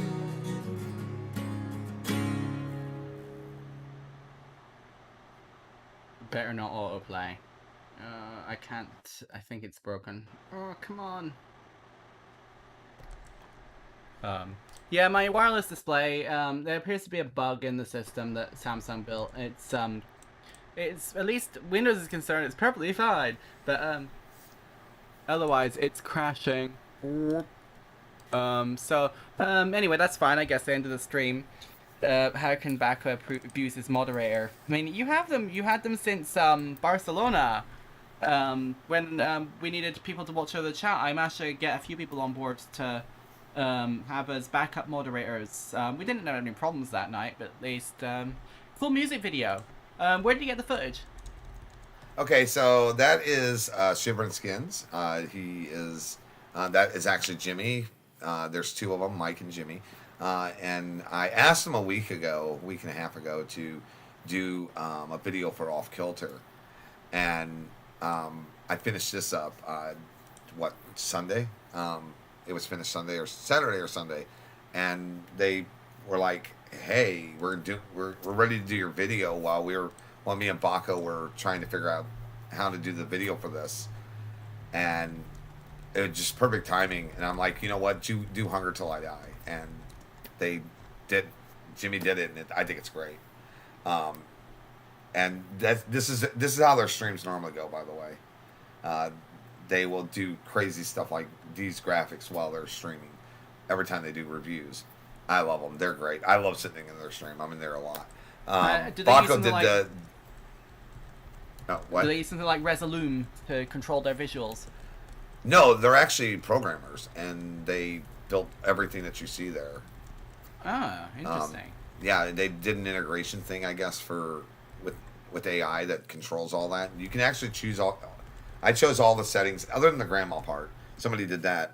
I don't know who did it, but I chose everything that popped up on the screen. So you, as somebody who comes into the stream, you can do that. You can. They have Inception mode for Jimmy, Inception mode for Mike. Yeah, I love their channel, and they're great with artificial intelligence. That's one of the things that they do on their channel. And they make music too, and they critique music. Their critique on that was, holy crap, that was good. I enjoyed it as well. I mean, it's very what do you call it? I mean, I'm trying to think of a band who I was thinking of, but my brain's forgotten which band now. That's annoying. And the only one I can. Chainsmokers a lot in this stream. No, it's definitely not Chainsmokers. Not Chainsmokers. This is more along the lines. I didn't think so, but this is like, I don't know. I never think about like who inspires me to do what I did in this. So there's familiarity in the rock genre for the way I was playing this. So a lot of stuff I'm doing, it's going to feel like just about any rock band that you have out there. And that's kind of what I do whenever I do my music, is trying to make people feel like they've heard it before, even though they haven't. Yeah, my brain just sucks at names as well, though, because I know there's like other things in the same space. I just I don't listen to enough of this sort of rock is the problem, because it's basically stadium like rock, really. Yep. And when I do listen to rock, I tend to listen to alternative or album oriented stuff, or just plain weird progressive weirdness. So like the solos and stuff in here are very progressive. That's yeah. But it's like the sonic character of this is definitely more stadium rock. Right, exactly. Yeah. And I mixed some genres in it. It's like the wah pedal effects that I did in the second solo are straight from EDM, right? And the progression for the first solo is reminiscent of like interchanging chords between 3 different guitars, and then you have the very, very first solo. So you have the one where the vocalist is singing with it. That is actually the first solo that I wrote for the song, and then the one that everybody thinks is the first solo, that one is just, it's reminiscent of violin playing. That's kind of what I was going for right there, to kind of get that kind of feel and excitement. all of the guitar is super progressive and super intricate, but I don't actually think there's a point where it calms down enough for it to separate itself from the rest of the song. Right. Like, there's so much that I can't actually pinpoint a specific song that I liked more, because it all sounds, it's all different, but it's all the same. Yeah. It's a wall of sound that's kind of typical for this sort of song, you know, to achieve that. You want it to be so everyone's out in the field in front of the stage and nobody can tell at the back that they're at the back. They, you know. It's a wall of sound. You've got really good vocals, really good harmonies. I like the frequencies, especially in the more screamy guitars. Something I found a lot with rock, especially as I've listened to it more and more over the years, and really started actually like analyzing it from a producer standpoint. I used to listen to music for fun. Now I just dissect every single track I listen to, and that's what I take enjoyment from. I don't listen to break music up for fun anymore? That is the fun I get from music. I listen to all the different intricacies. I don't just think, oh, I like that song. Oh, I like the bass in that song. I like the rhythm. I like the melody. I've started thinking about music differently as I've gotten better at producing. I've never bothered with that. I mean, I do that. Like, if I do that, I do it as an exercise. But for me, I just I want to go listen to music for just switch my brain off, listen to a cool song, unless it really sucks. In which case, obviously, I won't like for me. It. If I really like a song, I'll listen to the same song over and over again, which is really weird. I don't know why I've started doing it, but I've listened to the same song over and over again and dissect every little bit. I'll listen to it at different volumes. I'll notice some effect on the voice I didn't at a higher volume, and I'll notice some effect I didn't whenever I listen to it at a lower volume. I don't know what started me doing this, but I've just listened to the exact same thing over and over again and just analyzed the hell out of everything. But if something I've noticed a lot in rock genres is they often do really good variations and drum breakdowns and like changes up in rhythms. I mentioned in chat that I wanted to try something in 5/8 and 11/8. That's something you hear in rock songs. You hear it variate from like a da-dum, like a really weird rhythm to like another one, and changing the time signature. You've also got some panning on the drums, which I wouldn't have thought to do. Like you have a splash on the left and then a on the right in some parts. I thought that was pretty interesting. So one of the things I did with this guitar song is very strange as well. This song I felt. is like a representation of my life. Like the very first half So of the it's song. chaotic? No, the very first half of the song is very smooth. There's not very much variation, right?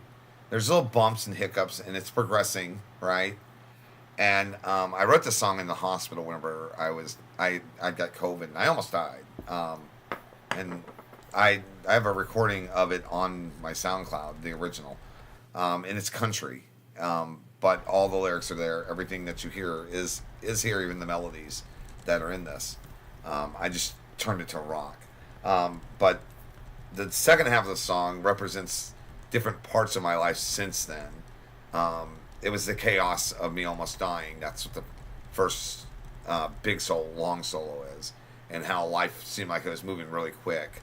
And then when my daughter passed away, the explosion of the guitars and then the stuttering, it represented the chaos that was going on. And like key moments would pop up and burst away really quick. That's what the E string plucks were. And then now we're into the last solo where it's just, I'm just playing just to stay alive. That's what I feel like all the time now. And that's why the solos are the way they are, and why the progression of the song is the way it is that's how I feel my life has gone up to this point. Damn. So this is like writing That's from pretty deep. emotion. This is what I was talking to you about whenever I am saying write from emotion. What are you trying to express? What are you trying to feel? Right? And each one of those solos is an expression of a part of my life. And I tried to embed those in there.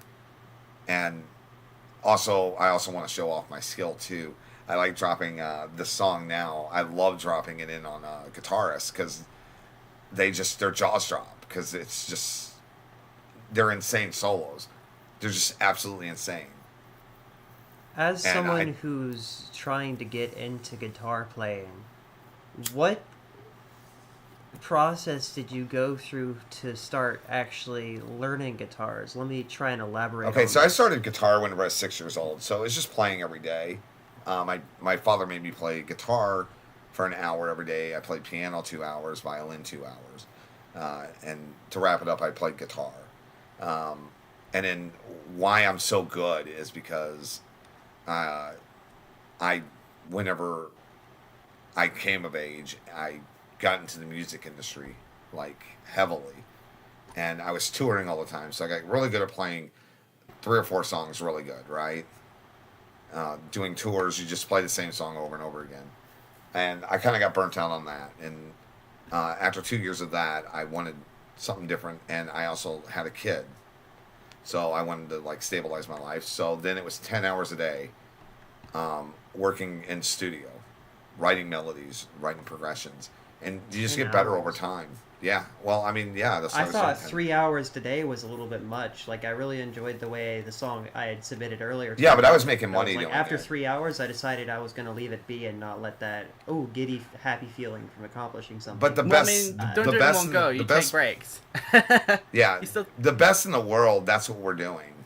I mean, the reason that I am as good as I am is because I was doing it every day for 10 hours a day. I was making money doing it, but I was doing it every day. I'm not saying that Wow. you should do it, because that's a lot of dedication, right? But if you Yeah. want to get to where my skill level is, that's what you have to do. And I did it for almost 30 years, okay? So that's why I can play like this, right? yeah. If you want to even get, like, where you can do with the rhythm guitar in this and the lead guitar, You practice 3 hours a day. Practice your strumming. Practice transitions. Practice your slides. That's it. That's what you do. An hour a day. That's all you need. Until I actually bring my guitar back into my room, I actually ordered this tab for keys. Just I was going to practice these, and I was going to post them up on the wall somewhere and use them as a reference if I wanted to just play a little bit and mess around. But Nathan, yeah, I ordered. They were $15 on Amazon. Probably not worth it. Mine wasn't the ability to do it. It was a necessity to do it. I had a family I had to take care of, and I needed to make money, Not right? fair. And it's just like if you're, I don't know what you guys do for a living outside of this stuff, but Make pizza. You get good at your job, right? Yeah. And whatever your daily job is, you're gonna get good at it. And my daily job was strumming a guitar, composing music, and making the best sound possible. That was my job. I wasn't a producer. I suck at producing. That's why Ugo did the production on this, and I think he did an excellent job. And why I get Baco to help me with the production on the other stuff. I'm also trying to learn production, which has been a nightmare, by the way. But when it comes to like playing guitar, sax, drums, any of that, I'm good at it. It's because that's what I did for my whole career. Well, it's like I mean, looking at the guy who bags your groceries. He gets really fast at it, and you're just like, I could never. I actually have can never spent do 8 that. years in retail. I'm very good at packing. Yeah, and I I'm look very at good at I look folding I look at pizza the baggers, boxes. and I'm in awe half the time how quick they bag my stuff. I'm just like, how the hell? Yeah, I work at a pizza place, and I can fold a large 20-inch pizza box, mind you, in about 5 seconds. Pretty damn quick. Well, I'm still learning when it comes to music too. Like I'm very proficient on the instruments, but like I don't know every genre, right? I still have stuff to learn. Like I understand what sells, and that's what I focus on.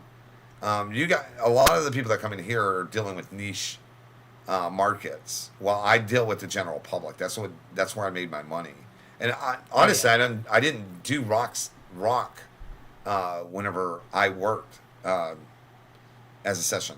It was pop. I worked with a lot of pop singers. And so me doing this song, I love doing it because it was very personal to me. And I actually like rock.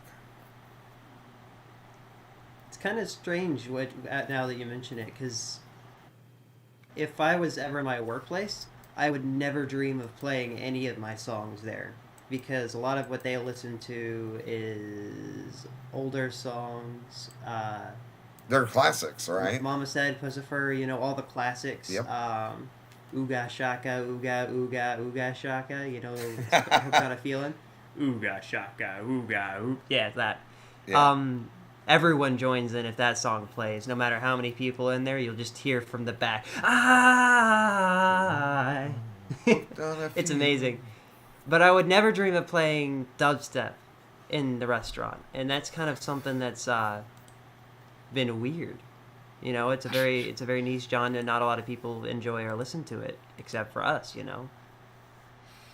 Well, it's definitely an interesting thing to look at. speaking of other things that are niche, who would like to join in a raid tonight? It looks like the Whittler is on, and he's quite good. But Nice. We've never done that before, so maybe let's have a go and raid the Whittler. There's 11 of us in chat, so let's just go say hi to him. But you never gave me Incredible your rating. feedback on the song. Mainam, I liked your feedback, so I liked your song. I thought it was good. My feedback is your feedback. My feedback is our feedback. I guess everyone's brains Okay. have melted at this point after 3 hours and 33 minutes Yeah. of streaming. Yeah, But thank that's you it. both for coming on, and we've got one more thing to do before we say goodbye to everyone, and that is say good night to everyone. Good night. Until November the 19th. Oh. Did it work? I think so. I think not. Oh no. Oh no, It's still it live. broke. We got to do it again. Darn it. It didn't. It doesn't seem to Dag work. nabbit. Maybe our channel Start the doesn't have raid counter. I mean, I try. It's just meant to just work with like Technical difficulties. type raid. And then the user's name. Yeah, I did that. Maybe it's username. Also, you isn't- should have. Before you go, I have some ideals for your channel. Oh, it's all lowercase. After we That's get why done. it's. Oh. It's because Yeah, case sensitive.